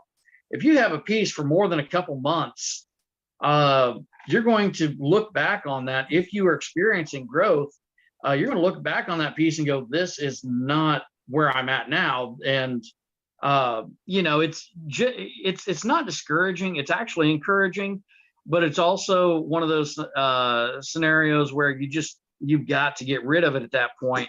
Because if you go to a show and you put that out on a table, or you put it on a market, and people are comparing your work from a couple months ago to what you're doing now, a lot of times there's a drastic noticeable difference. Why? I mean, that seems to me, in outside of doing what your craft is. Mm-hmm. If I looked at some of the work that I did from like years ago, I would be like, oh God, I did that. It's out there. I really wish that I could make it disappear. But it's out there and somebody's got it. So now what do I do? And then to what I'm doing now, I don't know. I've made a number of jumps up forward, Mm-hmm. but there are still some things that, because we're human, there's glitches and these things happen. When a knife that you're working on, it seems to be going pretty good, and then there's a glitch depending on I don't know, maybe not the right heat, not the right treatment, not the right something happened. Mm-hmm. What do? Do you don't, I would think you don't like start from scratch, throw it out and start from scratch unless it's egregiously wrong. How do you go about working it so that you can get it to do what you need it to do? Well, that's a really good question, and that's a challenge that a lot of us do face. Whether you're a knife maker, whether you're a painter, whatever your medium is, and I guess as long as it's not a catastrophic failure, as long as it's not something that has been that's going to result in an inferior product. So like heat treat's going to be a factor there. If something went wrong, heat treat, you're going to have to start over. If you end up with major delamination, you can major delamination in a Damascus blade, you can always cut that up, put it in a canister, or stack it up and re-weld it. But so if we just go bare minimum on, I'm creating a piece, I'm working on something, and damn, for some reason it just it's not going the way I want it to. There's something about that just is, it just doesn't settle well with me. I'll finish it out and I'll get rid of it. That way it's no longer around to harass me in silent, my own criticism there. I will finish it out and I will get rid of it. It will find a home. Someone will love it and they will give me money that they have worked hard for. And I will take that experience and I will take that money and I will make more. And bigger, that's just better, not how I feel. faster. Just go on learning more about the craft, because I would Absolutely. assume that there is always something that is a few levels higher than what you're already doing. Yeah, and I'm going to have to agree with that. You know, there are a lot of people who say, you know, oh, once I become a master or once I become a black belt or whatever they're working in, whether it's martial arts or whether it's artistry or, you know, once I get to this point, I'm going to be at the top and I'm going to know everything and I've achieved this. And then there are those who've gotten to that point and said, you know, I may have this ranking or I may have this status, Mm-hmm. but I will always be a student. And I think that's a good direction in life. When I was on Forged in Fire, Jason Knight said to me, the judges came out to meet me after my elimination, and you know, I was like, you know, kind of down, like, man, I just screwed up. You know, life happens. It does. Yes. And I said, you know, I'm not, you know, a master smith or anything like that. And Jason Knight looked at me and he said, I'm a student. And I can really respect that because, you know, pursuing an art, pursuing a craft or pursuing an art, the goal is to learn and to seek perfection. Now, to ever achieve perfection, that is questionable. And what is perfection? I mean, at that point, where do you go?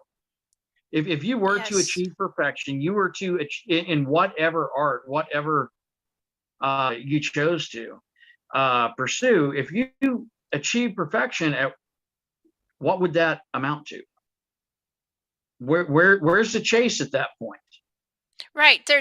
It's always the holy Christ. Do I think I can pull this up? Well, maybe I think I can do this. And then see if you have enough in your arsenal of knowledge to be able to do it. When you have an idea, you allow it to flow however it's going to go, because we know that not everything just goes in a straight line and it's wonderful.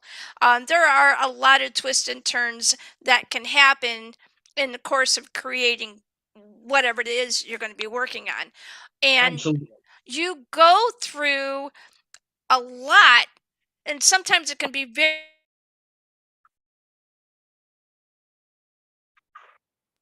very, very intense, and then you have ebbing, and you're just going with the flow, and it's nice, and or you get some knowledge from another person, or you know, you watch something, or you intuitively know this is the next thing I need to do to be able to make this thing work, and it's magnificent once it's done. Absolutely. You know, and I think with knife making, you get a lot of people who start out because of exposure at this point. They start out going, oh, I'm going to make Damascus. Well, Damascus used to be kind of a, you know, pattern welding used to be a more of an advanced skill. And, you know, to me, you also get those who are like, I want to make a very functional piece. Well, going from very functional and transitioning to the artist phase, if you start out running Damascus the entire time, that's awesome.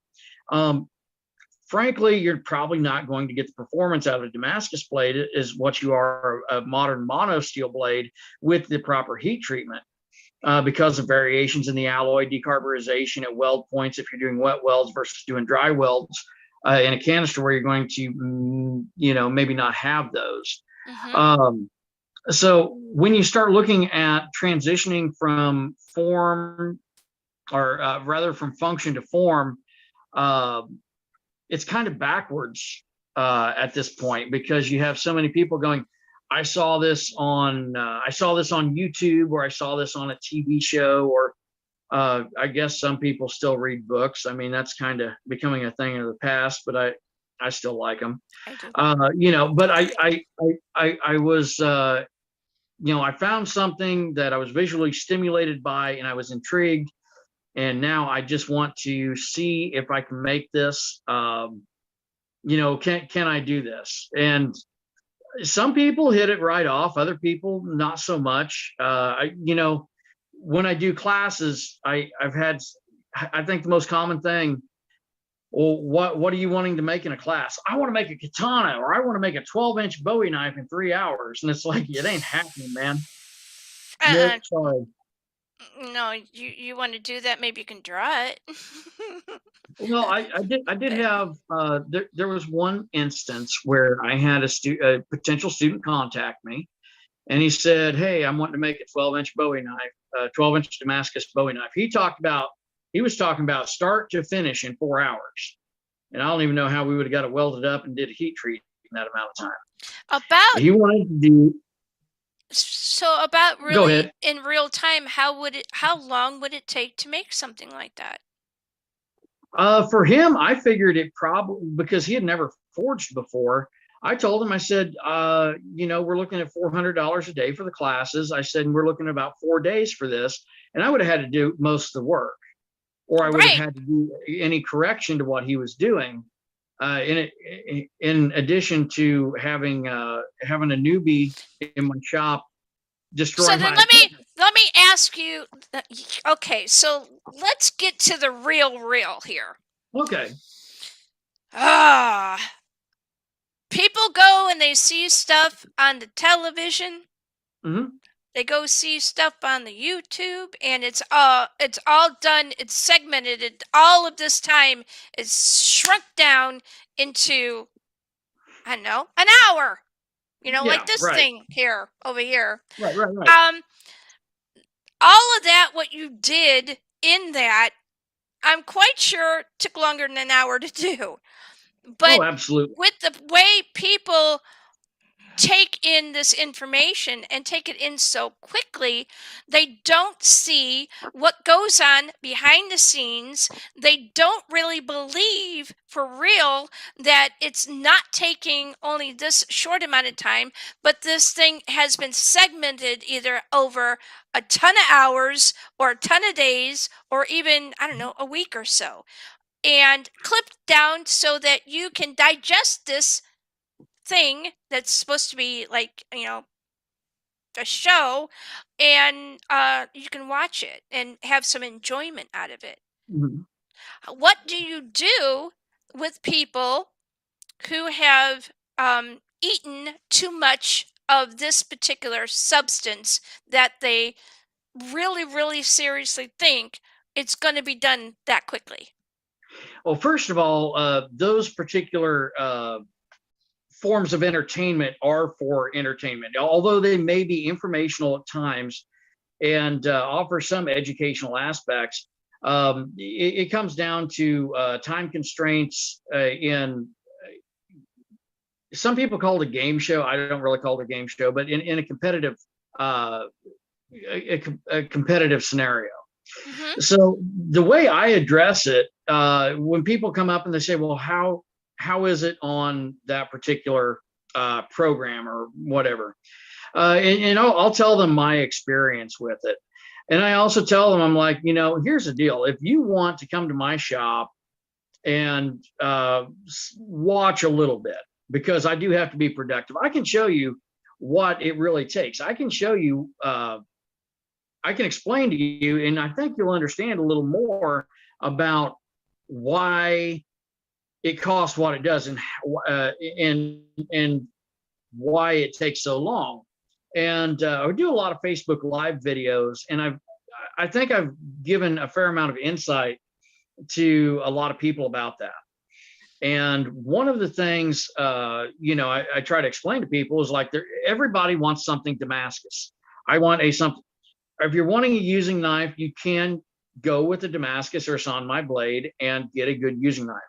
However, most people aren't going to take care of their using knife. They're going to, I don't No, even they're have going to a, throw it in the drawer, or they're yeah, going I to mean, leave it in the this, sink, or whatever. For me, when I mean, I know this is a cheap knife. Okay, I got it from like that place. That's that big right. place. But this Right, this right, right, thing, right. it's sharp.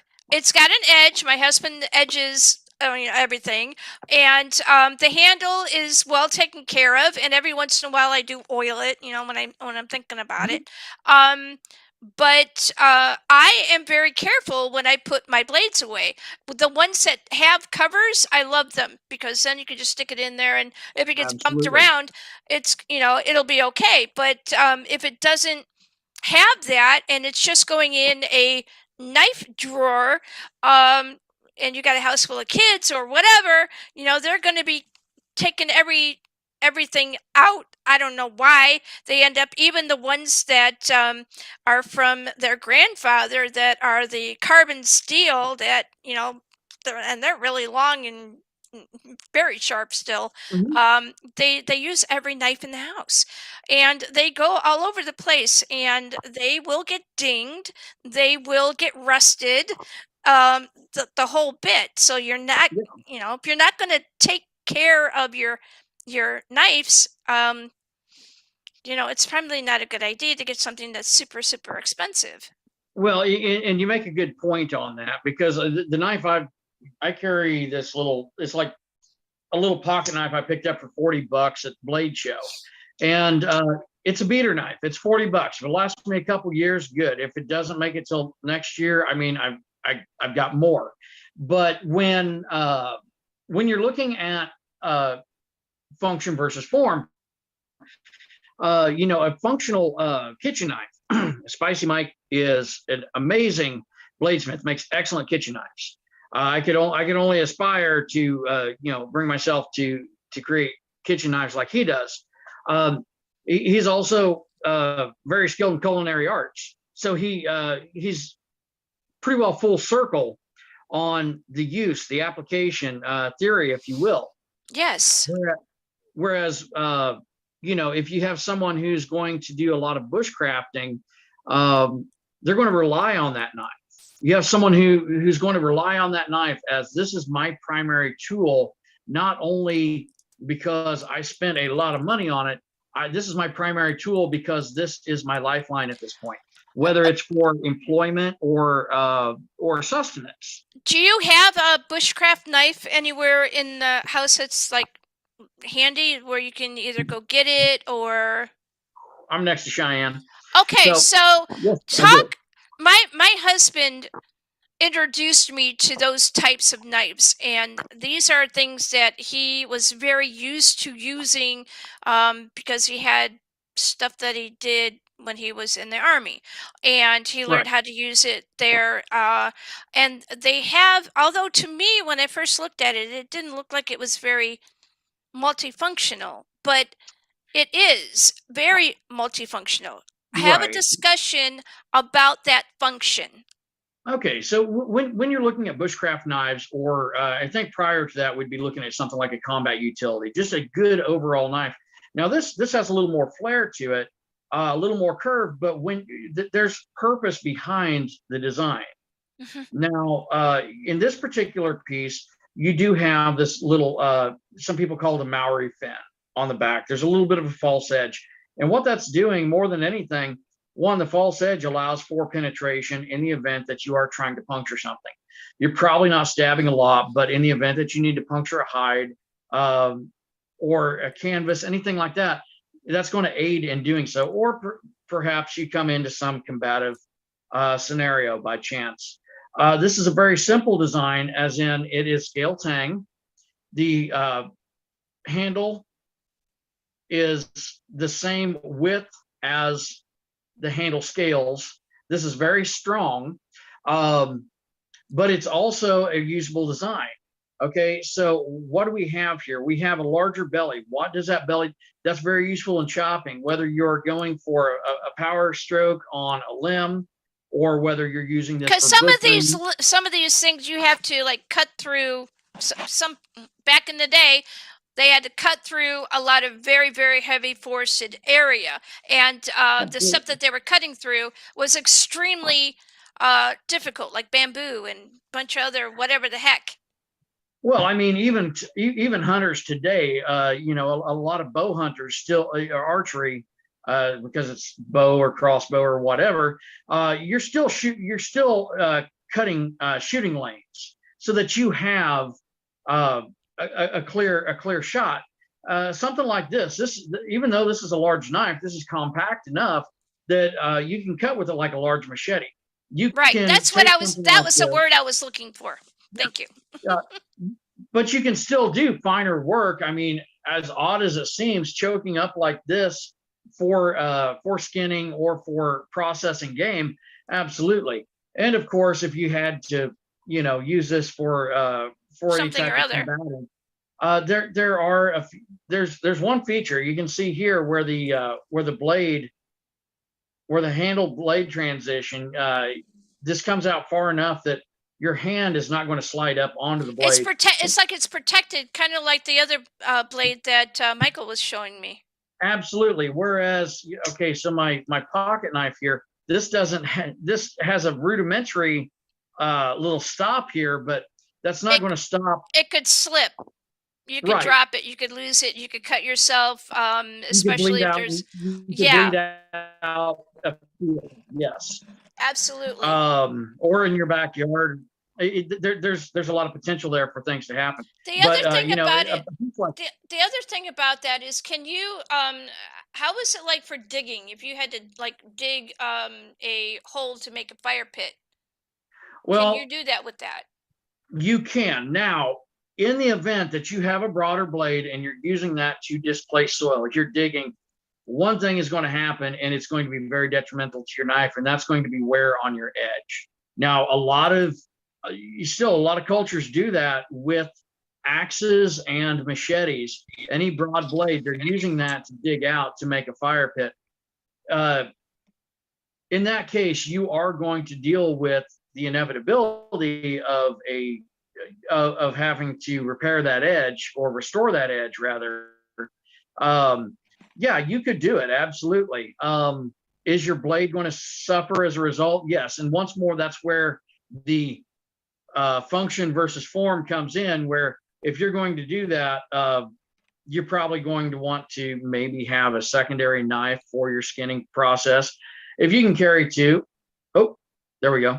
I'm thinking about, like, you know, maybe changing it up a little bit so that we can get rid of the little tiny boxes, but I don't think that that's going to work. So go ahead, and I'm going to change the pattern here.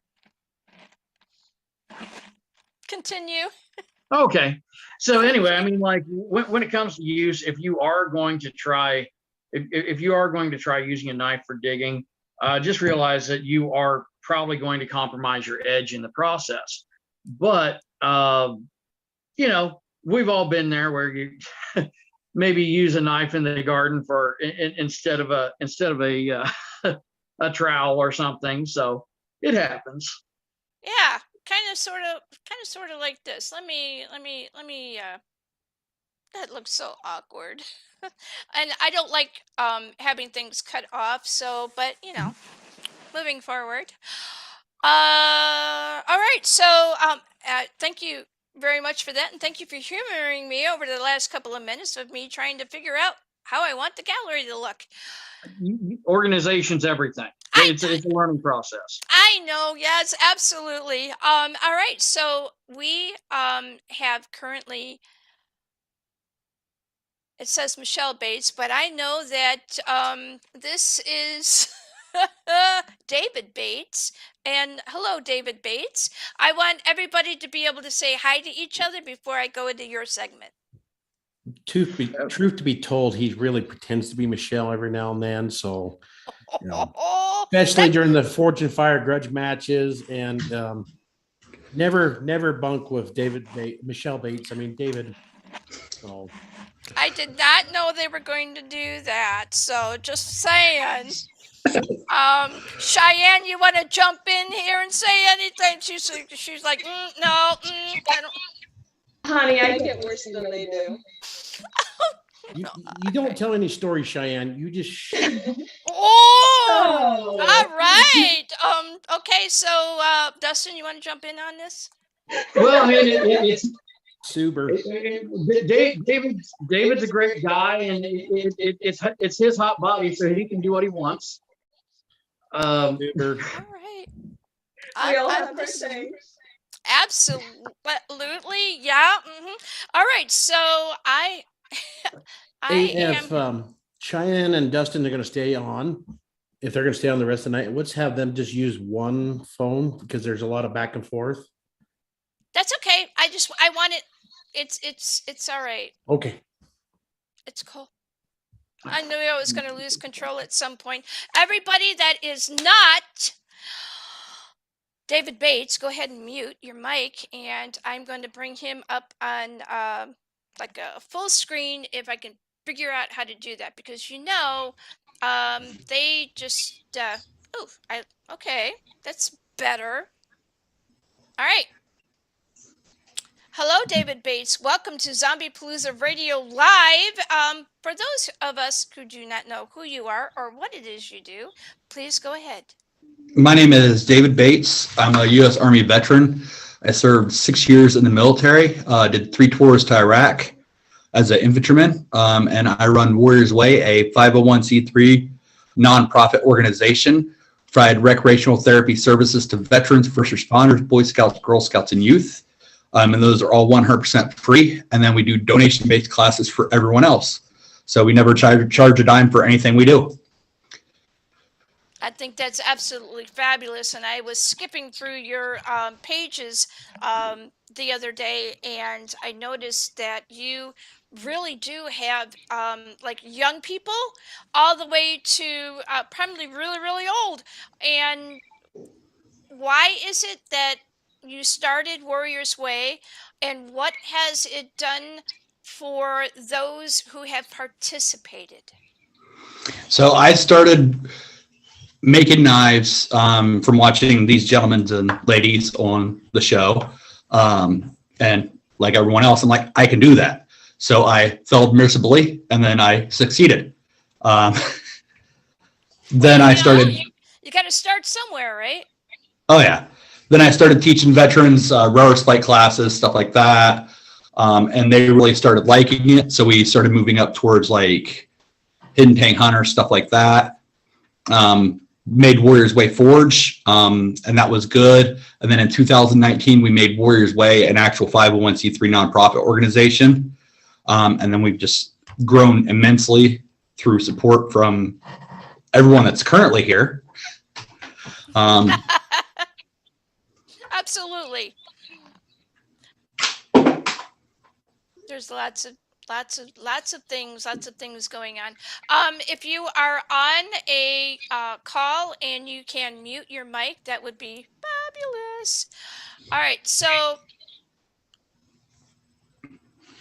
22 a day. Talk about what that is, what that means, and what about it inspired you to be able to create Warriors Way. So roughly every day, I say roughly loosely because it's a number that can be higher or lower, just depends on the day. 22 veterans take their lives every day. And that's an astonishing number when you start looking at the bigger picture. That's over since, I think, right around 2009 or 2019. It's 114,000 veterans that have taken their own lives. And that's just a unbelievable number. So the VA uses peer support to help with PTSD, because myself as a combat veteran, I can identify what other veterans are going through. So we use peer support to help combat PTSD. So our way of doing that is we're actually open 24/7, 365. So with a phone call, my cell phone's on the website, I can literally go to the shop, unlock it, meet up with the veteran. We do have a system that we have in place for safety. But I can meet up with that veteran. We can make some blacksmith crosses or some bracelets or something along those lines, and get them out of that frame of mind. Because statistically, once a veteran starts planning his end, you have about an hour to get him help. You have an hour to intervene. before they end up taking their life. So the phone number, could you please go ahead and give that phone number, and also a like the .org for your. So the website is warriorswayforge.org. And you can send emails through that. The email is warriorswayforge@gmail.com. And then the cell phone number that you can reach us at is 419-234-6915. Thank you very much for that. So I know in starting this show back in 2012, how important the power of voice is, and being able to have someone that has been where you've been and allow for them to either sit with you or listen to you or have something physically to do so that they can use it as a soft distraction.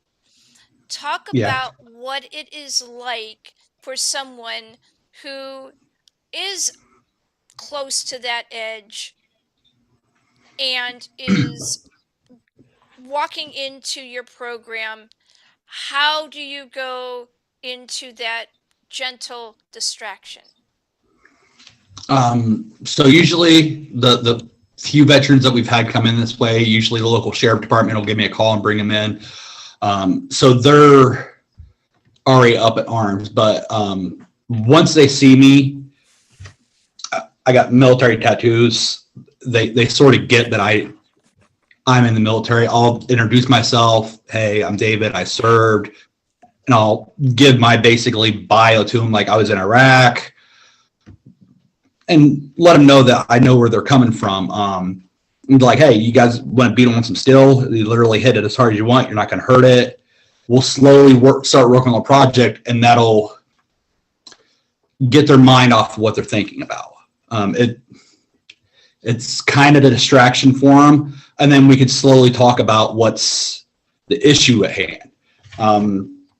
Basically, you're doing mental health first aid to try to get them to either a better place at that point in time or more willing to seek further help from the hospital or the VA. It's really important to be able to have someone that has actually been in the shoe of the individual who is walking that particular path. I can attest to that because of something that I had to go through, non-military, but it was still a PTSD event from childhood trauma. And I had joined a group, and I thought in a room with my peers, and what ended up happening was it was 3 facilitators who only knew how to respond to us because they read a book, because they talked to people who read other books, and none of them had any kind of clue about the stuff that my group had happened to them. And when I started talking with my husband about trying to find something that could help him, I knew it wasn't me. Even though I had known him for a very long time before this particular event happened, there wasn't anything I could do. So what I did was I gathered a bunch of people that he had conversation with that all had served, and they like to create apocalyptic work, and I got them all together on a show, and I backed the hell out of the way and let them just talk. And so it is from that understanding how I know what you're doing has impact and it will work. Yeah, it's a lot of veterans when they go to the VA is what they see is a civilian doctor that read a book that tells them how they should feel. When they go to talk to another veteran, that veteran's chewed some of the same sand, spit out some of the same blood that they've spit out. So they've lived that same experience. They know the repercussions of what's happened from what we've done. So it's easier for me to talk to another veteran than it is for me to talk to a civilian, even psychologist. It's just so much easier, and that's why peer support's a little bit better than the traditional therapy route. Absolutely. So what do you think the biggest misconception that veterans face that have attended your classes at Warriors Way, when they get in there, maybe after they've been there for a little bit, what do they say to you about why they might have not have chosen that route? The biggest misconception for veterans is my injury is a weakness. When you're in the military, you're taught that weakness is bad. If you get injured, you're weak. That's a weakness. So helping get around that PTSD is a weakness, it's bad. Getting rid of that stigma is one of the first steps to not recovering from it, but minimizing it. It's always going to be there. It's just helping get under a little bit of control. And that's I think the biggest step is there's no weakness. You need to get help. It just is. It is. You went through something. Now you have a choice whether or not you are going to continue in the dark or you're going to come towards the light. And in this case, it's a fire, literally. So so you smile now. So that's beautiful. What happens when they get into it and then they crack that smile? They're like, oh wow, this is really cool. What happens then?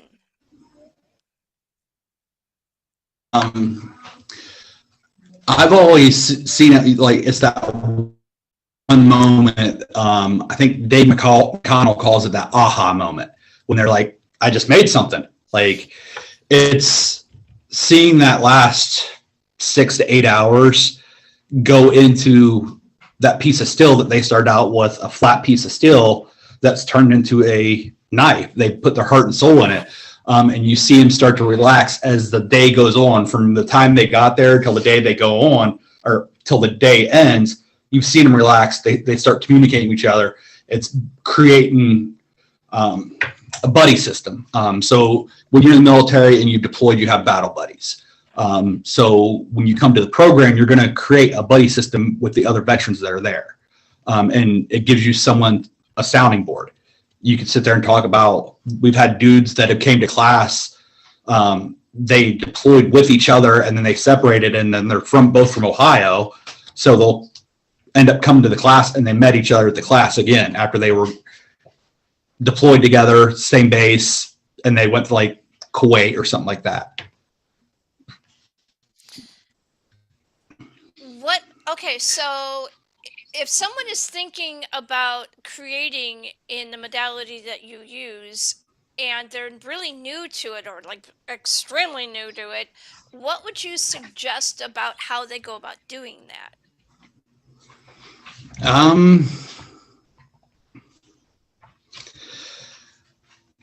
I would say, don't be afraid to fail.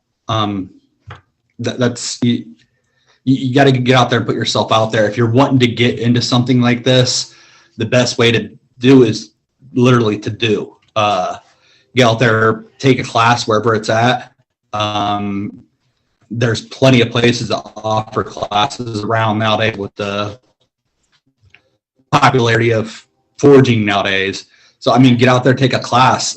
You don't have to buy all this expensive equipment first. You can go ahead and take a class. So talk to me say if someone has enough room away from their main structure that they can put a small forge together.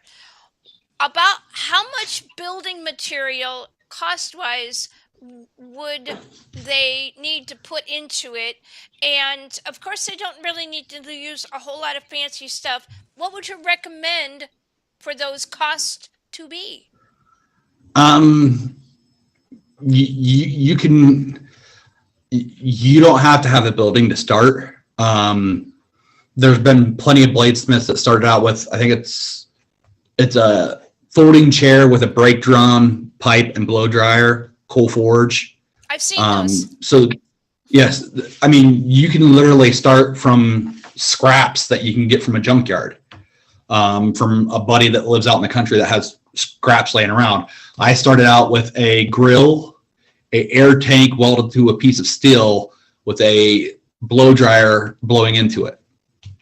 So, I mean, you can start with nothing and work your way up to what Mike has or Dustin has. It just takes some time to get there sometimes. We have a lot of different kinds of focus that we've talked about so far on the show, and I am interested in seeing where your focus is as far as where you want to take Warrior's Way. How would you like it to evolve? I think it's evolving fairly. It's going in the good direction I want it to. We're maintaining our core values of the program, and I think it was last year, we had over 250 people come out, just doing classes on the weekends. There's a whole group right there. So that was our hammer-in. So that hammer-in, we did in June, I believe, Mike. We did in June. We had 9 Forge and Fire contestants come out and teach 9 Wounded Warrior Project veterans. So the Forge and Fire contestants volunteered their time. They came out for the day. They taught these veterans. There is a very tall gentleman in the back somewhere that is he uses a wheelchair because he does have some issues, but he was able to stand for the event. There's another gentleman that has a service dog there. So, I mean, we get all kinds of veterans that'll come in. But yeah, that class was really nice. The gentleman in the black that is behind the person with the sleeves up in the blue, right underneath the W for way, he actually stopped forging about a year before he came to the class because he just lost interest. He gave up.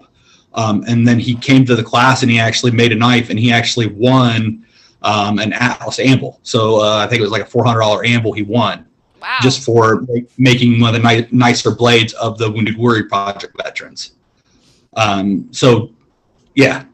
Being able to have people that you know from years ago or people that you just recently met, and then you're able to come together as a group, it is really, really a boost for their energy drive to be able to keep doing more of these things. So do you find that they still keep these relationships after they've gone to Warrior's Way? Yeah. We have veterans that'll come to the program. They'll swap numbers because they found a common ground with that veteran. Either their hatred for the lovely medical system they use, or they found a common ground that they want to talk about: riding bikes, going on motorcycle rides, camping. So, I mean, a lot of the veterans, they'll return, utilize the program multiple times, but they'll also reach out to these other veterans and go do, because we have contacts with veterans hunting program. They'll take veterans hunting for free, veterans fishing programs.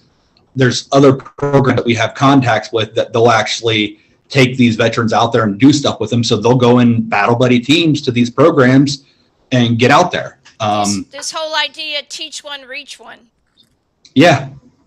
Absolutely. It sounds really, really simple, but it's very powerful when it comes to dragging somebody out of that funk of course they've got to have something in them that allows for them to have this help to be able to be pulled out. Once they've got that going, then it is up to them and the other people that they form around them to be able to help that spark go. Yeah. Yeah, it's getting that veteran up off the couch, getting them out of the funk that they're in the basement, Yep. to ignite that spark and get them not involved so much in the community, but involved again in life, period. I've gone to hunting programs where veterans, so the first hunting program I went to that sort of got me into the serving others, they told me the story. This gentleman been in his mom's basement for like 8 years, wouldn't come out. She'd bring food down to him, take bottles upstairs and empty them. But it happens. We laugh, but it happens. And he literally, one of his buddies, like, hey, I need help. I need your help with something. So he's like, okay, I'll go help you. And that's usually the easiest way to get a veteran out of a funk is, hey, I need your help. Yeah, I don't, but and if they go, well, you could ask, I don't know, John, Randy Smith, whatever. Yeah, but they can't do this thing that I know you can. Yeah. And I think that's what the main thing, but once they got him out to this program and got him interested in the hunting, he went to other programs. It lighted the light back inside him, got him outside and back in public. But yeah, that's the main thing is redirecting it from, hey, come outside, come do this. This will be good for you, that you'll get outside. Is, hey, I need your help.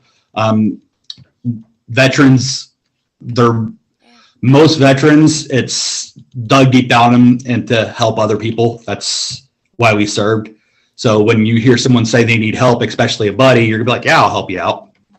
So it's not really a single mission for you. It's really going out there and helping individuals, and then having those individuals helping community, and then gathering around and being able to go out and help as many people as you possibly can. We're losing too many.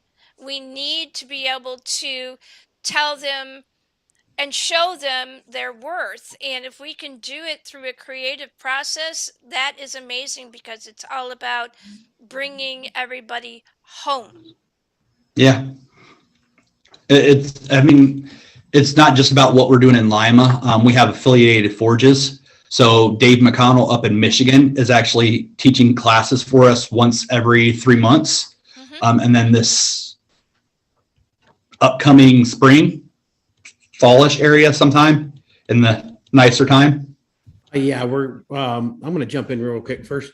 We're going to start Warriors Way West here shortly with David Bates. We talked about it last November at Grudge Match. David, just before I forgot to mention earlier, let's thank Jackie here, because she's our first sponsor of Grudge Match 2022.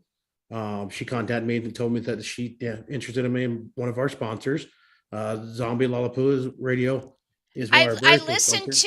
I listened to over the past week and a half to each one of your stories, and I found it to be so deep felt. Like, you people are, you're real. Like, you do the real thing. You don't just give the talk. And man, since 2012, I have seen a lot of people go, hey, we're doing this over here, blah blah blah, and we're trying to collect, and we're trying to do a real good thing. And then I find out, yeah, after doing some digging, and maybe not even take a very long time. And yeah, I did dig into seeing what y'all were doing, because you can say one thing and you can do something else. It's always good to do your research on I have any charity. never found up to this point, and I've been looking, anything that was cross on any of what any of y'all are doing. And I I am very appreciative of having you come on and tell your stories and feeling comfortable enough to be able to do that. And I know it is not easy. I get it. So not easy. So go ahead, David. All right. Yes. So tell me, is there anything else that you want to emphasize for anyone who is feeling a certain kind of a way that is a veteran? What do you have to tell them? Don't be afraid to reach out to your battle buddies.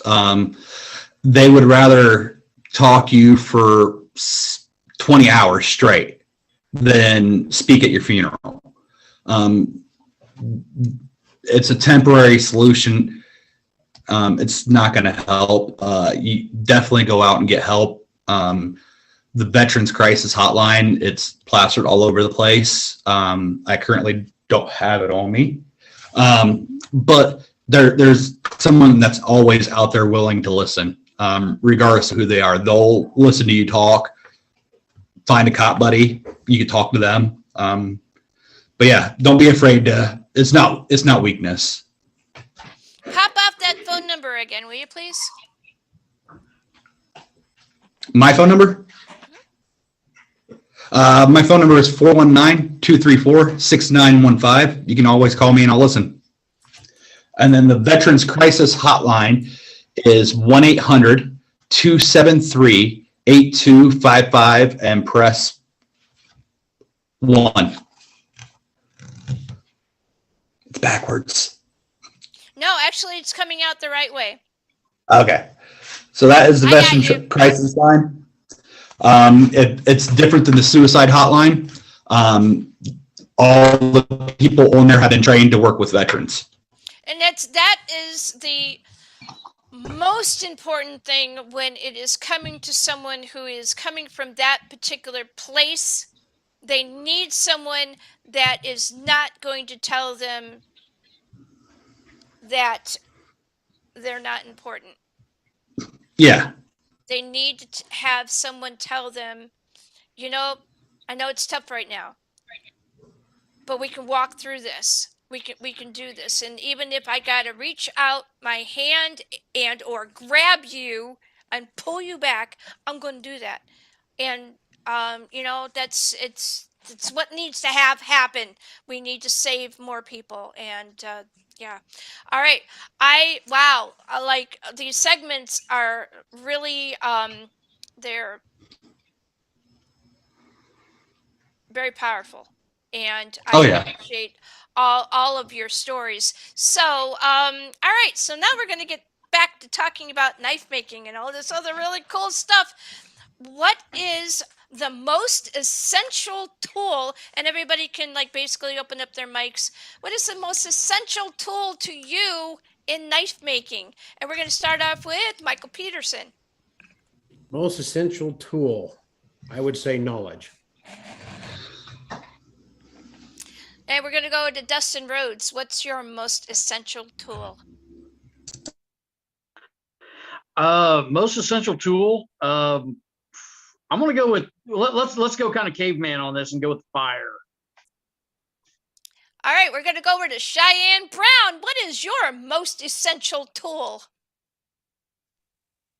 Honestly, having patience. Oh, that's good. All right, we're back to Mr. Bates. What is your most essential tool? Being able to learn from my mistakes.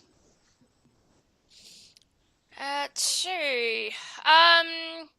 Who has used a 2x72 belt grinder? Me. Talk to me. All right, I want to know what Cheyenne has to say about this 2x72 inch belt grinder because I'm pretty sure there's a story behind this. Go ahead. You might want to hold on 1 second. You need to be careful a little bit with them, or you might expose tendons on your fingers with it.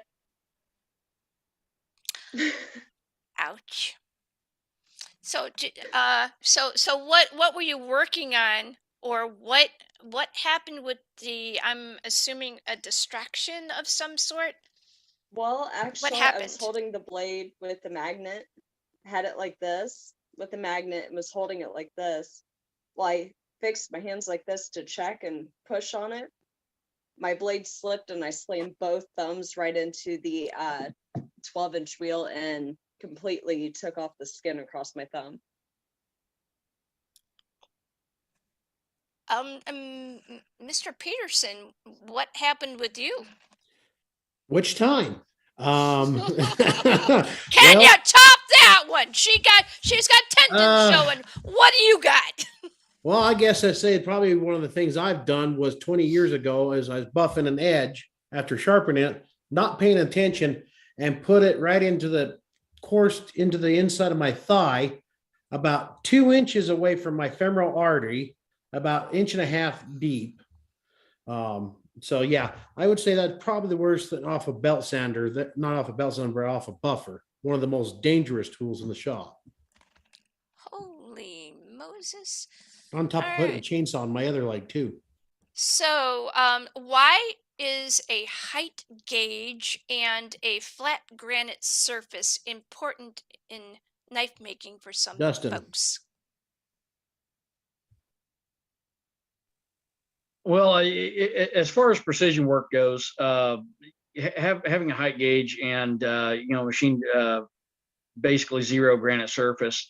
Anytime you're trying to do extreme precision work, I mean that's going to be the route to go. Personally, I don't use that stuff too often because just the general styles I use that I put out, but if you are going for looking towards mastering precision measurement and just pristine production, I mean it's a standard.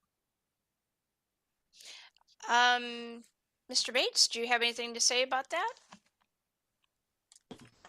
Yeah, it's basically he touched every base. It's to help you get, Right. I mean, get those lines nice and even. Absolutely. All right. I have to say on what you were just asking, a lot of that's used for flattening out pommels, connection between the pommel and the handle and your guard. I was down to a show back in April, listening to a couple of ABS Master Smiths talk about that. J.W. Randall is his name. And he was talking about to another Smith, giving him an advice of what to do on with using a granite. Get a granite stone, put your paper on there, and get that true edge to help tighten that up. And it's like a light bulb kicked on for me. It's like, okay, so next time I'm getting into that part, that's something I'm definitely got to get. And for my shop for doing to get that perfect seam fit between the pommel, handle, and your guard. So who here has done mosaic pins? Cheyenne, have you done any mosaic pins? Okay, so Michael, talk to us about mosaic pins. Mosaic pins, there are literally thousands of them. Some of them are made up of a round outer shell of a like copper or yeah, you can use some metal? copper tubing, brass tubing, nickel, silver, or stainless steel. And a lot of them are made up with different little other rods, smaller rods glued inside. Right. There are gentlemen out there at Craft mosaic pins that have one I did a while back for a Marine. Parents contacted me, had me build a knife with the Marine emblem mosaic pin for him because he was graduating Marine school basic, and they wanted that. And that guy had crafted the God, I lost the name of it. David, would you pop? What's the name of that? The Marine symbol? Yeah, The salty seagull and the rusty anchor hook on the beach ball. yes. So I had that, and then there's hundreds of there's decorative ones with flowers. I mean, there's just literally like Damascus, all sorts of different combinations you can do with making. You can make them yourself. There's, like I said, lots of great makers out there and suppliers that have them. All right, so high carbon steel or Damascus, which is good to work with, and why? For what reason? Anybody? I'd go with Dustin on that one. All right, Okay. go ahead. So as far as contrast, I mean, it's just kind of a matter of preference. Some carbon steels forge easier than others, depending upon if it's high alloy or if it's more simple like a 10 series. Damascus, Damascus always has its learning curve. Where if you, I guess the key to Damascus really is having good welds, good material, good welds. And not just trying to get something to stick together. So I enjoy working with Damascus. I also find it extremely frustrating at times. Last night we had one billet that was just absolutely awesome, and then we've got another that's soaking in vinegar today to remove anything that we can from the surface, just so we can get it to stick together. I prefer high carbon steels, but at the same time, if I want to, show off any artistry, a lot of times I'm going to go with Damascus. So it's kind of, it's night and day, but at the same time, when you reach a certain level, I mean, like Mike's Damascus Knives LLC, Mike does a lot of cable Damascus and cable Damascus with 15 and 20 for contrast. A lot of really cool results from that. You can express yourself a lot more with Damascus, but at the same time, I don't think it should be something where it shouldn't necessarily be the standard to be gauged by, because there are so many aspects in the creation of a knife, whether it is high carbon or whether it's a high carbon mono steel, or whether it's Damascus or maybe Sanmai, about the overall profile of the knife, just the overall feel and what the desired outcome is. All right, is there a material that you want to experiment with, either on a blade or a handle? And I'm going to go with Cheyenne. Honestly, I am. Hold on. Hold on one second. Ta-da! I actually have something in the books right now. I am working with more of the dinosaur bone. I have the advice and everything from James Davis. I'm going to be stabilizing it and making it to where I can actually have a full-size fossilized whale vertebrae as a knife guard. Oh, Or kind of a sword guard. wow. I'm going to go over to David Bates.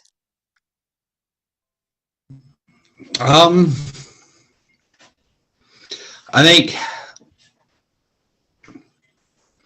maybe some mammoth ivory. I've had some bad experience with that, so I think getting back to something like that would be pretty interesting. And why would that be something of choice for you to do? Just because it's something difficult for me. I want to set myself up to be able to do anything I could possibly do. So that was difficult for me at the time when I did it, but that was a few years ago. So I've grown as a maker since then, and I've learned to not listen to advice from other people without doing a little bit of research. It's very important to be able to immerse yourself in any craft as much as you possibly can. But then there comes a point when you're taking so much information from so many different sources, and it becomes a little difficult to figure out who you are as a craftsman. What did you do to finally figure out that you needed to stop listening to all the other voices and start listening to yours? So the gentleman that sold me the Mammoth Ivory told me to keep it nice and cool and dip it in water repeatedly. And I've learned that that's not the way to go, through other makers and then doing my own research. So not just listening to one person. Did it make it brittle? You could watch it like pill open. Okay. I didn't know it when I took the order, but apparently if you get it wet, it just delaminates right in front of you. Okay, so now we're gonna Very expensive lessons. Wow, I cannot even imagine how much a piece of. I'm not even gonna ask that. I'm sure it's quite out of my price range. Go ahead, Dustin. I'm gonna give you that same question. So as far as like materials or something I'd like to try, I actually I use a lot of human bone in some of my higher priced pieces, and trying to get with something obscure, not only for shock value but just something that not a lot of people are using. I actually kind of wanted to. I think I want to start doing more inset gemstones. Realistically, it's something I've always been interested in, and being that we do some copper work, we do some work with some non-ferrous in the shop and so forth. I think I'd like to start working with, doing some, just kind of pieces reminiscent of the movies you always saw that when I was younger. Whether it was some Arabic sword that had jewels set into the guard. Is not or that big word with the it's very ornate. Yeah, absolutely. I figured it out. And doing the inlays, it looks incredible, but it also must be painstakingly mind-numbing to be able to get it to do what you want it to do. So, Absolutely. is there a craftsman that you find interesting enough to be able to take in what they've done and use it to be able to help your knowledge inventory when it comes to doing that? Wow. Okay, so like as far as influence on something like that, I mean, like Paige Steinhardt, he's another Forge and Fire alumni. He does a lot of jewelry work, and I really I respect his work as well. The one thing about bladesmiths, and this is kind of the I know you don't want to copy what somebody else has done. Thank you. Right. I know that. That's not the point. But yeah, there is a particular point in finding out how in the heck they did the thing so that maybe you could do your own thing using same material or something using like similar the same material. or having someone who can guide you along the way for that. I dug enough into bladesmithing and knife smithing enough to know that you can appreciate what someone else has done, but to make a copy of is so taboo that y'all don't do it. Right. Yeah. It's just kind of it's kind of a standard on that. But yeah, I mean, like as far as there are so many there are so many points of influence, so many so many well-known makers that have diversified the art at this point, that it's really difficult just to come down to one or two makers and say, wow, this is their technique is absolutely what I would not necessarily emulate, but take inspiration from. However, and this is coming from the furthering education standpoint, Chris Crawford has put out several videos from like Jay Nielsen. Everyone knows who Jay Nielsen is. Jay Okay. Nielsen has put out a lot of information. I could say videos, but the fact is, this is knowledge. It's Right. spread a lot of knowledge. Jason Knight has spread a lot of knowledge. Ray Kirk, Robbie Bowman. It's and what it comes down to. This is what I tell my crew, my guys, men and women in my shop.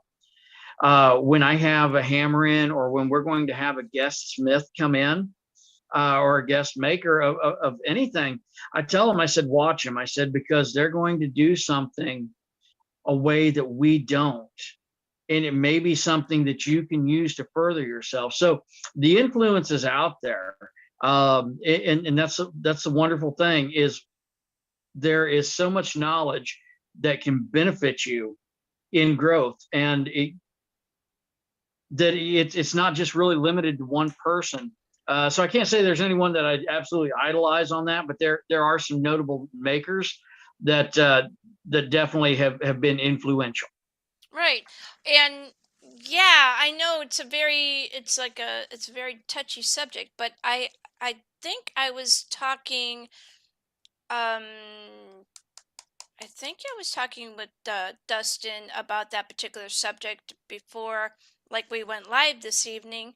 Um y'all use basically the same kind of material. You all basically source from the same kinds of places. And how is it that everyone has their own particular way of using those same materials to make something completely different? Where do you I guess, where do you source your creativity from? And I'm going to go over to Michael Peterson. Kind of to build off what Dustin was saying there, when you talk about copying and everything, and it ties into your question here as well, is you source your material where it comes from. Now, my particular blade style I picked up from my father. His style I kind of carried. It has changed quite a bit since I've started, since I was 10 and on through. I kind of as more or less side by side there for a while, but I've kind of gotten to the point, okay, it's time to branch out and change it and do my own little thing. You'll see that from maker to maker that have apprentice under other guys that worked underneath them, and then slowly it goes from looking similar to like Draper Knives, one of the big names out west here. He taught a lot of guys. A lot of guys made similar Draper, looking like Draper knives, but as they got better, it transitioned into their stuff. Now, for what I use, like Dustin said, Damascus. I started out with using 01 tool steel, which is a high carbon, Okay. a A36 mild steel, which is a mild to very structural steel. You'd find that in like trailers and such like that. It's actually an old Bill Moran recipe that he taught. He was the gentleman who started the ABS, American Bladesmith Society. He's Okay. one of the founding members and named it. It's one of those recipes. I used that for a lot of years, and then it's like, I'm getting tired of making that. I want to do something different. And I got into cable with that little trip hammer you seen in the background when I first got that. It was small. That was a little smaller. And I would literally work that thing to death if I was trying to do the random pattern like my dad. So I started doing cable with that. And that trip hammer is perfect for that. Making a little bit smaller billets of 15 and 20 in cable. I might also do a 5160, but you'll see a transition from when they first start on down through, and you just kind of, I lost my thought. I'm sorry. That's okay. We're going to go over to Cheyenne Brown. We're going to give you that same question. And, where do you get or where do you feel your drive for your creativity comes from to make your craft? And you do lots of different things. So tell people what you all do. Honestly, I trained right underneath Dustin. some of the work, whenever I first started, like Mike Peterson said, some of it did look very, very similar. As I started to go more into the carving and everything else, I started to add more of what I do into my blade work as well. And it kind of made it more me compared to what I used to do. Like Dustin mentioned earlier, how you look at a piece months ago or even years ago and you're going, no, that's not me anymore. Because you Every evolve. year that you're working, you are, like you say, evolving. Yes. You're going to be moving forward in your life, and you're able to show that into your work as well. So what, I know that you do woodworking. You also do scrimshaw. Yes.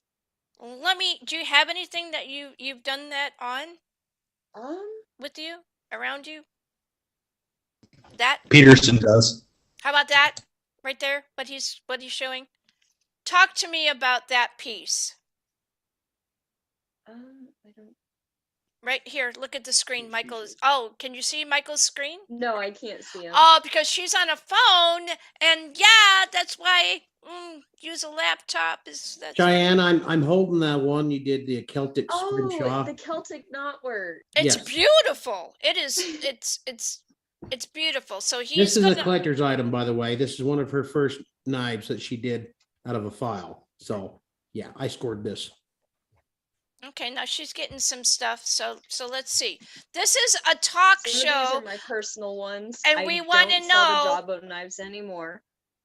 We want to know what you do. But so get it up close and personal there. these are some of the beginning works. I'm actually doing a geometric design on this one for a family member, and then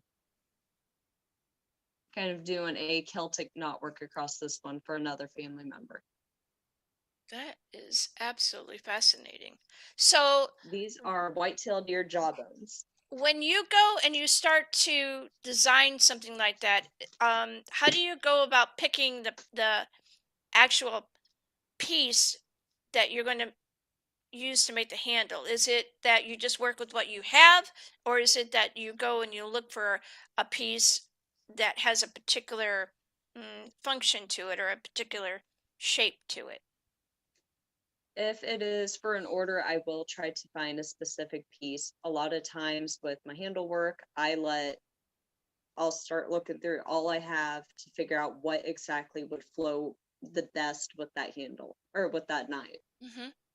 And then what happens? Like, map out for us what Usually, you do. like how I had a small chunk of elk for this piece, but I knew I had this small handle material right here. This was a spacer material I was going to carve pendants into. Okay. But the moment I saw this little chunk of elk along with the copper blade, I knew exactly what I needed to put it with.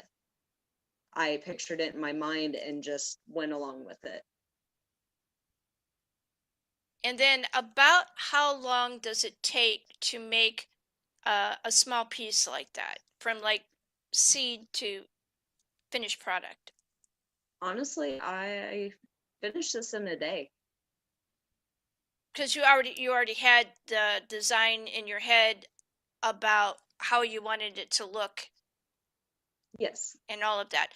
For some people, that little piece there could take a month or longer, because they don't have the skill base that you do to be able to do it like that. Right?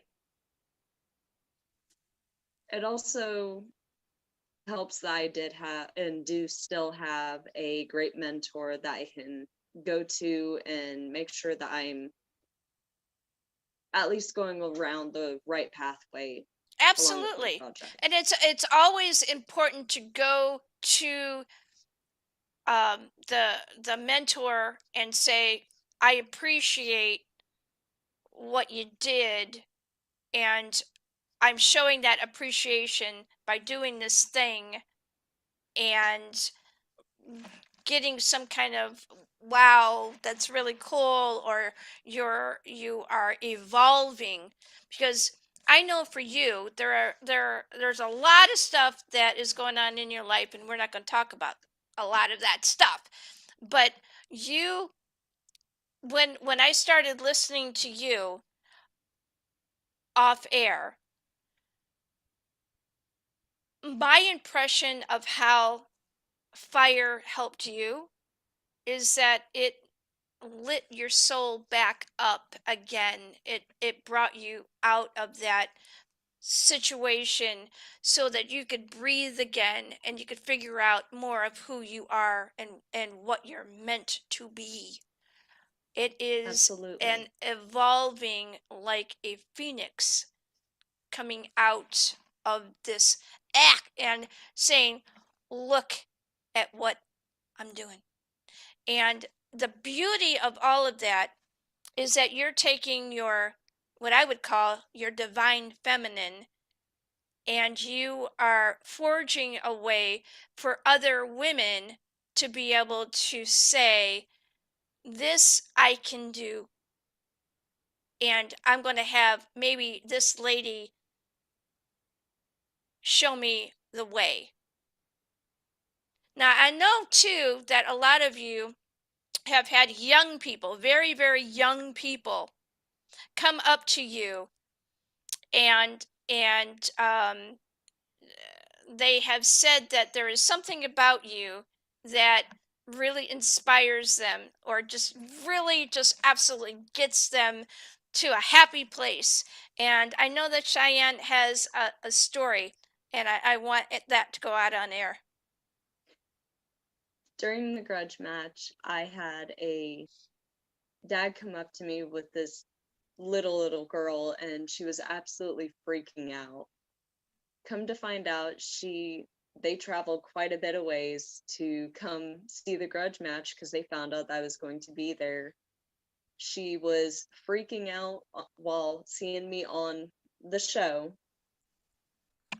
and just was ecstatic that she saw it. Well, the moment that I was eliminated, she was crying and said she would never watch it again because she thought that she would never see me again.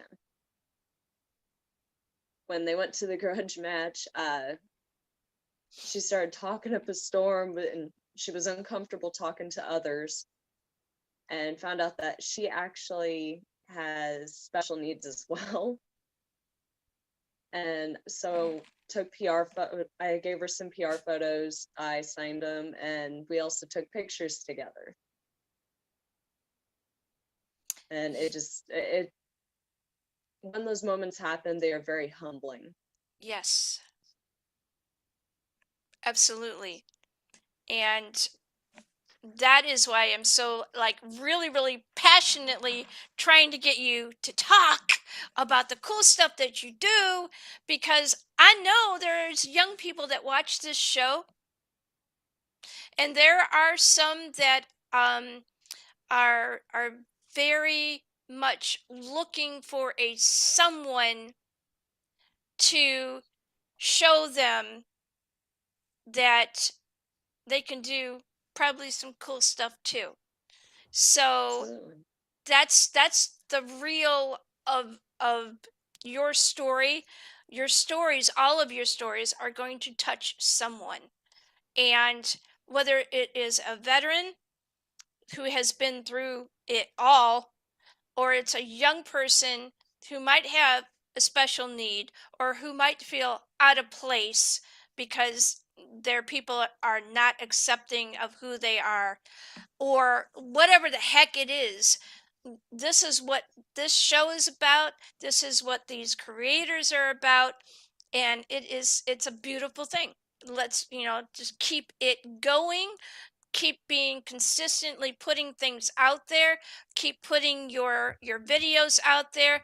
Get content for your YouTube channels, your Instagram, your Facebook, all of that other stuff. So right now, I want to ask, first of all, if there's anybody on this panel right now that has something that they want people to know either about themselves or about someone else on this panel, I would like you to do that now before we go and start doing social media stuff.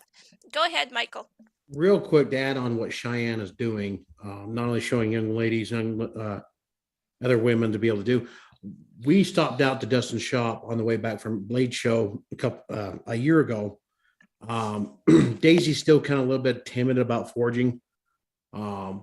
Her and Daisy actually forged together, and she was kind of a little hints of she wanted to learn from something with Dustin, but she was a little scared. But once Cheyenne got in there and she was able to watch Cheyenne forge, if you remember Cheyenne, she opened up, and I'll let Cheyenne kind of talk a little more about that. Cheyenne. Do you want to talk a little bit about that? The best part about that was she was extremely shy when she first came in. I finally got her into wanting to forge with me. Well, I asked her, well, why don't we go and do a live where it's us girls forging? Well, Mike's used to kind of stepping in, trying to help her, and she goes, no, Dad, if I need help, we've got this. You just people like this and backed up. I got told, get out, Dad. Out. Nope. You got to be But it was making pretty some. much, hey, this is a girl's thing. You can know, stay right? over there, Dad. All right, now, you can merch that. It's a girl's thing. Merch that. Put like an axe or whatever, a knife or whatever you made, and freaking merch the hell out of that. That will do a couple of things, and maybe like, send some of it along, to, one of your other projects or whatever. If you want to like auction some stuff off, do that, because I know a couple of kids in my house that would like wear that. Absolutely. All right, so we're gonna go over to David Bates. Huh? He's like, I don't know if I want to follow that. Don't put me on spot like that. What the heck? Do you have anything that you want to say about yourself or anybody else on this panel? Just don't be afraid to learn. I learn from everyone at every grudge match that I go to or every event we host. I learn from the people that come to the event and attend the classes. I learn from people like Michael Peterson coming out to our grudge match. I learned from Dana, Kevin Cashin. Like, you don't want to never be afraid to learn. Never stop learning. Absolutely. All right. So now we're going to go over to Dustin. Well, as far as I think the group you've got tonight, there's one thing to be said, and that is that we all work together towards common goals. And with David with Warriors Way, and Dana, I guess he couldn't be here tonight with the Heroicals Forge. We all kind of work together trying to promote that. And I guess the best part about the exposure that we've all been the common privilege to is that we've been able to use that to help others, not only to further ourselves in business and in life, but also to help out others, help out a lot of causes for what we can, keeping in mind that we've all also seen the same situation where, well, once you donate, there's always somebody going, hey, we need you guys to give some more, and without it getting into pocket, because it is a matter of sustaining. But yeah, with David in Warriors Way, it's there's nothing negative about that. It's absolutely one of the greatest things that he could do with his experience. In the military and, with the show, and everyone banding together to support that for what we can. David, great job on that. And, I guess Mike's going to be participating in that. And, we hope that at some point we can maybe join in on that, and because he's been a hell of a role model on that. And just props to you, David. Absolutely. Thank you. Michael, Peterson, Yes. everything. Yeah. Wow, what a group that you brought together. Oh, you're welcome. Absolutely fascinating conversation, well educated, and did everybody have a good time? Oh yes, very. I think so. One thing I want to do, I was going to shout out earlier. Sure. Couple of the projects. Well, actually, one in particular in the calendar. Dustin and Cheyenne had their hands on and worked with Okay. for actually two of them. The one's going to be the cover blade, which is the Valor sword. We can talk about that. That everybody knows what that is. That's going to be the cover. The other one we're not going to talk so much because that's in the calendar for a month. But I reached out to Dustin and Cheyenne because Dustin is not only a former bladesmith, but he's also one hell of a blacksmith, and Cheyenne as well. With those snakes and everything, there's no way I could. She was telling me and showing me the pictures. I'm like, I've got to try that, but how? That's But cool. they did a great job. Also, we've talked about the Warriors Way grudge match in November. We can talk more about that later on. And I was going to say Michelle, but Dave. I plan on having more conversations like this, either with different groups or with the same group as you're moving along in your different phases of learning about fire and how it motivates you. And so, on saying that, what I would like to do is go over to Cheyenne Brown and say, hey, what about your social media? How can people find you and, your Facebook Lives? Best way to find me is on CB's Boneworks. We go live all the time. If people have any questions or any of that, you are more than welcome to comment right there. We can answer you right as we see it. P.S. And they do, because I have new projects posted, and I popped up on over there, and I will be doing more as I get more time to do that. So yeah, CB Boneworks on Facebook. It's a very cool place. And is there any? I think you have an Instagram, don't you? I do. It's Cheyenne.brown.95. Awesome. All right, so we're going to go over to David Bates, and please give us your social media and anything else you would like to give. You can find us on Facebook, Warriors Way. I believe it's like Warriors Way Ohio / Ohio or something like that. We're on Instagram as I believe Warriors Way or Warriors Way Forge. We are on TikTok as Warriors Way. And then the easiest way to get a hold of us and attend class is warriorswayforge.org. Thank you very much. And that's our website. Thank you. Thank you. All right, we're going to go over to Dustin Rhodes. Social media, you can find me at Dustin Rhodes on Facebook or Dustin Rhodes Forge Works Church of the Forge. Instagram, Dustin_Rhodes_Forge_Works. A lot of underscores there. But one thing I did want to mention was if you go to www.217knives.com, go to the affiliate page there, you can find links to Warriors Way, to Heroic Wolves Forge, to CB's Boneworks, and to Mike's Damascus Knives, as well as Seventh Dragon Knife Works. So that's kind of part of the networking is if we help each other out. And that's one thing we try to do to help out the guys who are helping out the veterans and all, and that's do some advertising for them. So if all else fails, go there and you can pretty well find them all. Now we're going to go over to Michael Peterson. All right, you can find me at mikesdamascusknives.com, Mike's Damascus LLC on Facebook, and Mike D Knives on Instagram. This is Jackie Chin, Zombiepalooza Radio Live, and like I told you at the beginning of the show, this was going to be a one hell of a show. awesome content and awesome people. Please go and support their links and social media. And speaking of supporting, make sure you join us out at Broadview Heights.